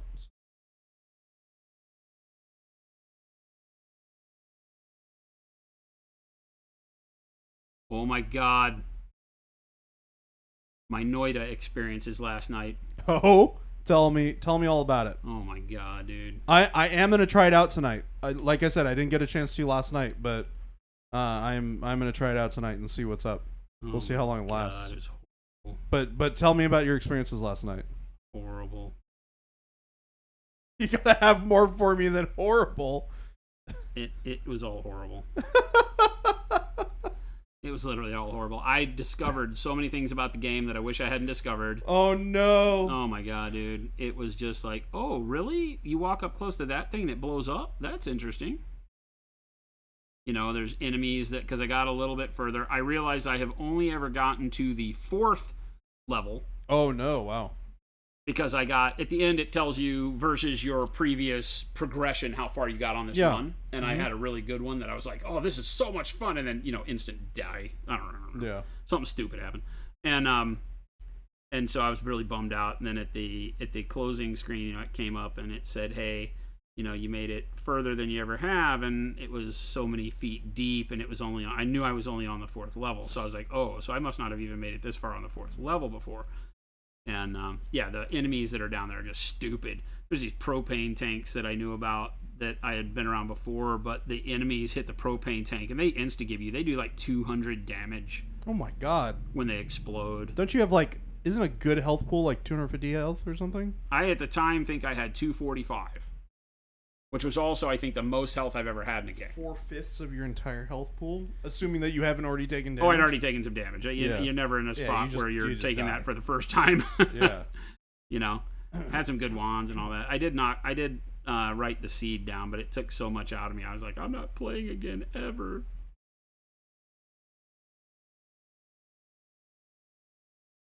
Parody was trying to sell us on an HQ weekend of gaming and painting classes. Here? Yeah, at HQ. It's really hard just via time. Yeah. We love those ideas, Rich. It's something that I wish we could do. I really do. I'm not just saying that. For years and years and years, we have said as soon as we get an office big enough, we will have a public side where we can invite people in and people can come hang out with us and do paint parties and all sorts of stuff. And it just never happens due to time. Now, also, the fact is that in our HQ, we have no space now. Yeah, The it's grown. 1/3 of our building was allotted for public space for a while. By a year in, no more. We were like, nope, we got to rob all this space, move fulfillment over there, take it up for production, move production around because we're bringing brush production in-house, so we got to do that. That takes up a huge part of the warehouse now. That construction starts next week. So, there's all sorts of things going on, and it really just puts us in a position where it's like, oh, womp womp. Like, our game room keeps constricting down and down and down. We're minus a game table now because we're in a space in the building that we couldn't put all the game tables in there. So, it's not horrible, but it's definitely rough on us as far as, like, what we wish we could do versus what we can do with the utility of our space, the time we have. I hate to be the guy, but at the end of the week, I'm like, the last thing I'm doing is coming to work here and doing paint classes. Yeah. It's really hard right now. For what it's worth, I'm down. He's down. Jordan will teach you everything you want to know at Burger King down the street. Whoa. We're going to rent a table at Denny's, right? And we'll just have that table for the day, and people can wander in and out, right? They can get a grand slam, and they can do some painting. Mini Ruckus, I just want to show up and paint. Trust me, man, we want to. And one of the things that we would probably do before a full-blown convention is to have like a paint getaway, like a painting retreat. Yeah. Where you have us and some of our partner artists and stuff that we would fly in.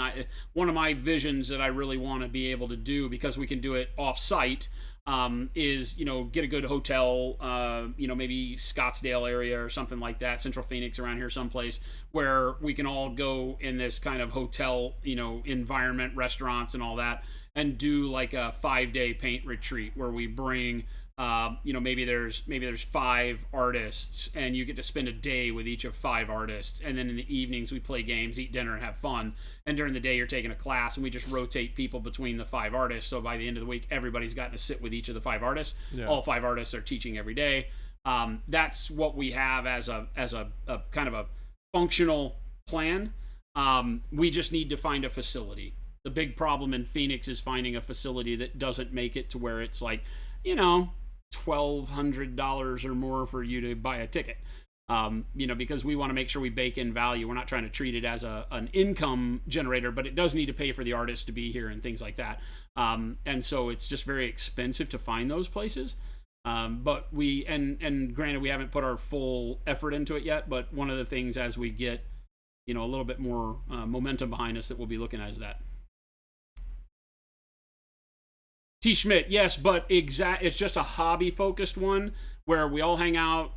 We wouldn't be as captured as Valhalla. I love Valhalla. It is so good because everybody's in the lodge. We thought about doing it at the lodge that they do Valhalla at, because it would be a really unique place to do it. We would have to be able to make sure we could book 60 people and do all that as a getaway. The logistics of it become very difficult because then it pulls us away from our duties at work. What we're really trying to do is find it here, like Painted Desert, we'd call it, or something. And we'd have to do it local so that if there were issues with the business, Jen and I are here local, we can handle it. There's no problem. It's just, we can't functionally leave for 7 to 10 days very often. So, but we're looking at it.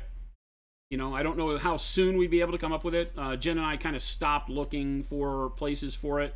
When we ran up against just a bunch of either that was way too much money or not enough space, right?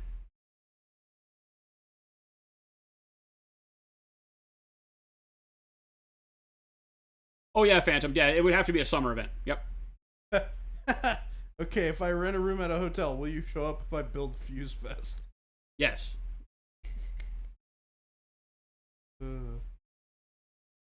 Oh yeah, it would be a small event. I say small event. Our goal would be to have somewhere in the neighborhood of topping out at 50 people, so that each of the classes each day was 10 people. That's a manageable amount of students for an artist. Yep. Each of the 5 artists with 10 people each day, and each group of 10 would stick together and rotate. So we would put people into blocks. So you'd have it'd be, kind of like a reality TV event where you'd put these 10 people together. Here's your schedule. Put these 10 people together. Here's your schedule. And those 10 people would go and navigate through each class together so that they could share their own experiences and what they're learning.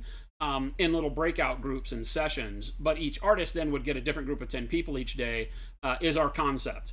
And I feel like it would really be rewarding for the attendees and the instructors, because the instructors get a focus group for a full day. They get to teach that group, see that group, listen to that group, and then get another focus group the next day who might have all sat together, who would have all sat together previously unless it was day one.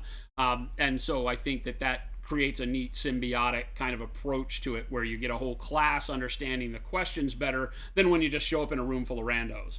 So anyway, like I said, it's your learning cohort. Exactly, right? You got it. Yeah, Team Jade, Team Mahogany, Team Warm Flush. Maybe not that one. Why are you in the bird brain tribe? Well, Avian, we need to have a talk. So yeah, we're talking about it. It really is just something where we have to have time internally. You know, it's a very fortunate thing that we could even discuss doing those things at Monument Hobbies. It's an unfortunate thing that we just don't have the time, right? That's the biggest thing, right? Is that Well, we do have a lot more people now. When we were trying to start this initially, we didn't have like yourself and Gabe, you know, which would have made it. So now we have some Julie the cruise directors that, you know, can be a lot more of a help with doing something local and not affect too much of our intrusion into the business. So it's becoming more and more of a possibility. Let's just leave it like that. Well, I'll put it this way: it is something that I would love to help make happen. Isadore, well, good, because you'd be the guy in charge. Jen, you heard it. Jen, are you there?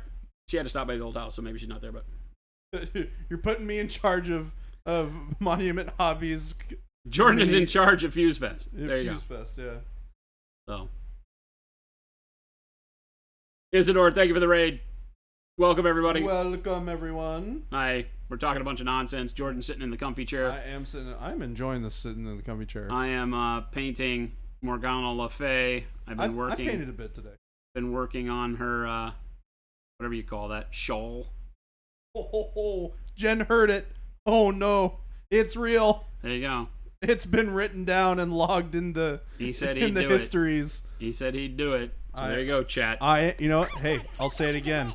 I would be down to make that happen. Now we just gotta over the next. Figure it out. You all have a single point of contact for event management. Phantom of Truth. Do you have a single point of contact for event management? You have an event management contact? You mean here internally at Monument Hobbies? I think that's what they're trying to say. Or are we talking about for like contacting somebody about going to other events? Because that would be me. No. Right? So like the person you would talk to about our attending Gen Con and what our booth is like and all that is me. Yeah, for local events like we're talking about now, no, we've never done them. It's Jordan. That guy. Me. Jordan Hello. is now your contact for event management. As a matter of fact, heck, he's your contact for Gen Con and stuff too. I'm never going again. I'm not attending conventions anymore. It's all just going to be Jordan. All right. I shall be the shield. Baird is like, I will volunteer. Jason.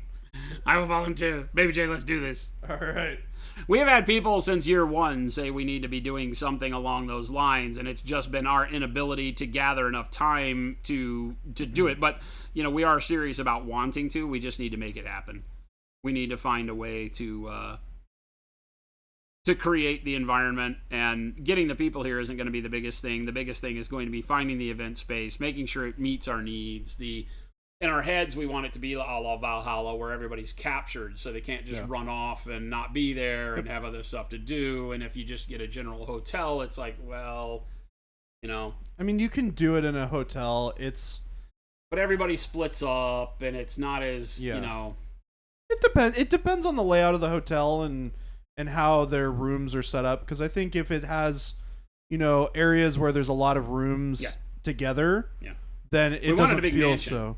Yeah, we wanted to find like the ultimate, you know, hobby experience, like getaway in this experience. Huge mansion area. Yeah, that would be great. Yeah, but there's not a single property in Arizona that's for rent at any reasonable price that can hold 50 plus guests, like 60 guests. Yeah. So because you would need to have at least 60, probably 70, just in case. There's a lot of places that can hold that many guests for weddings and stuff, but not for sleeping. There's some really amazing properties, but people to sleep there, they can sleep like 20. You know, and we can't afford to bring that many artists out with 20 people. I mean, it could, but those 20 people are paying an absolute crap ton to be here. Yeah. And I don't find value in that. That's just me. No. I want people to feel like it's a valuable thing. Mm-hmm. If we build it, you show up. Isidore, good to see you. We're doing great. How about you? Hope the stream was good. Do it at a motel. Oh yeah, Motel 6. We'll leave a light on for you. Yeah. Walking order, rip Baby J's inbox. That's so true. I'm just gonna get blasted with people being like, yes, we want to go. So is Jordan Isaac or Gopher? So this is a good one because I feel like Jordan is more of an Isaac was the bartender though, and I don't really vision you as a bartender. I could be a good bartender. I don't see him as an Isaac, but I feel like I lean more towards Isaac than Gopher. Right? I don't know the references here. Because Gopher was just kind of the dingbat, and Jordan's not a dingbat. No. I'm a goofy person. So sometimes. Jordan and Gabe, Gordon, I'm going to call him Gordon now because they come as a duo.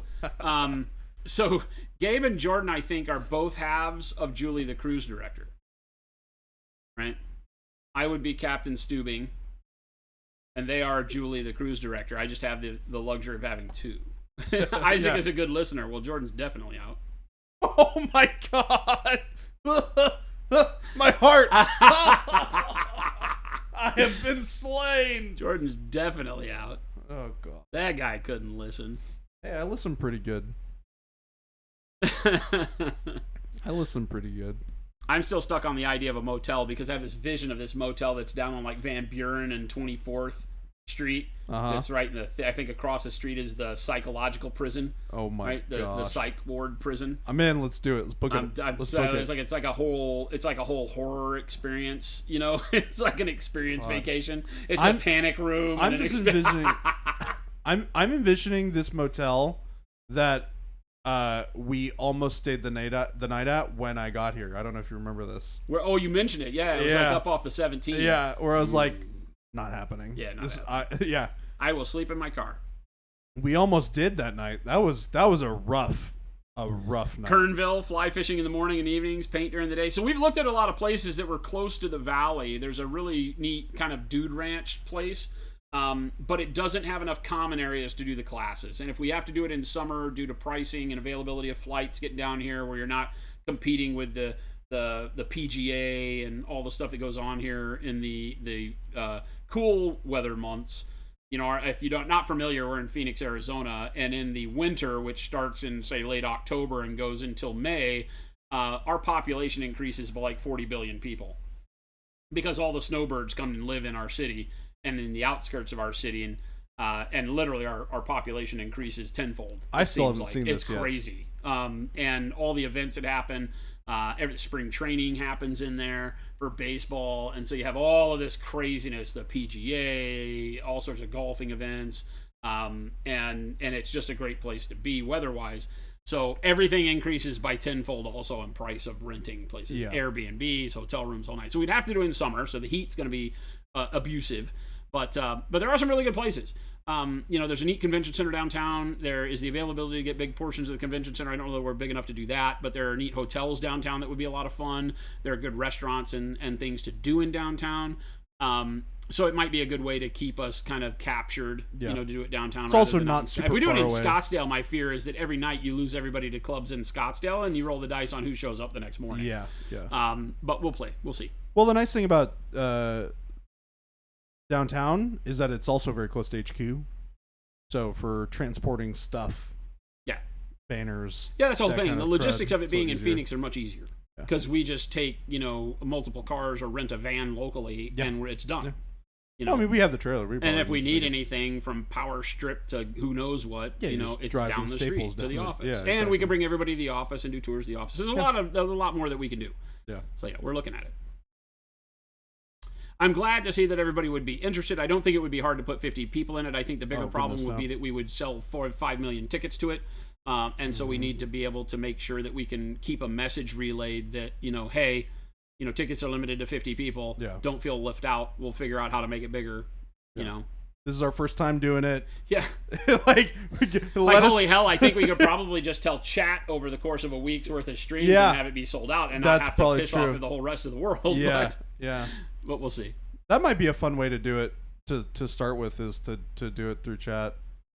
Just as a Walking harder. That's why places like downtown are good. There's some good hotels downtown that in the off season are pretty inexpensive. They have convention halls in them. We could make it happen there. And there's lots of great restaurants downtown. Central Phoenix, the area around downtown, a short Uber drive, you know, for all of us anywhere would be tremendous. And obviously we have a whole crew of people that live here, so ferrying people around is not hard. yes. You know, getting a bus and going out to dinner at our favorite places and showing you Phoenix is not hard, as long as we're in our own backyard. So, Lele, what's going on? What's up? T. Schmidt said he would spend all his channel points on that. Have a lot of them. There's a handling fee, T. Schmidt. Yeah. Have you paid taxes on those channel points yet? You're gonna lose a lot when you take them out. Yeah, you know that's a retirement account, right? Yeah, right. The early withdrawal of your channel points costs you more than you're gonna lose 10% more than on you top realize, of taxes for that. All right, guys, it is quitting time. This has been a great conversation. I'm glad to see that everybody is still energized about it. Jen is listening with her ninja ears. Taking notes. So she's taking notes. Hopefully she's already found us an event space. Nudge, nudge, wink, wink. Walking Harder, thanks for tuning in, even though you didn't listen. I'm back. We're here. To everybody that joined in, thank you so much. If you've not guys. followed the stream before, please hit that follow button. Jen's like, so I got some bad news for you. Thanks for tuning in. If you enjoy what you see here, please find a way to tune in more days of the week. Remember, we stream 5 times, Monday, Wednesday, and Friday. Like tomorrow coming up, we do our hobby lunch. It starts at noon Pacific and goes till 2 p.m. And then today, Tuesdays and Thursdays, we do the 2 p.m. slot, start a little bit later, go till 5, so you get us for a little bit longer too. But it gives you 5 chances out of the week to catch up with us, come and have some fun, see some painting, ask some questions, hang out and make new friends in chat. Jen with the links there. Join our Discord. We've got over 2,000 amazing artists just like yourselves, so you can come in there, get some great inspiration, hang out, tell fart jokes, see people's pets, what they're eating for dinner. It's an amazing place. Our Discord is literally one of the best places to come hang out and get hobby advice or just make friends. And then the FLGS and store links will take you over to monumenthobbies.com, where you can either buy direct from us if you want to try some of the products you've seen us use on the stream. That's what keeps us alive and going and able to do this content for free, as well as the FLGS, which locates a store hopefully close by your neighborhood where you can go and support your local gaming store and show them some love and get some Pro Acryl and hobby goodness along the way. So thanks for hanging out with us. Stick around. We will find somebody to raid, so we'll shove you off for some more hobby goodness into your evening, and we'll look forward to seeing you back here tomorrow. So have a wonderful evening. We're out. Bye-bye.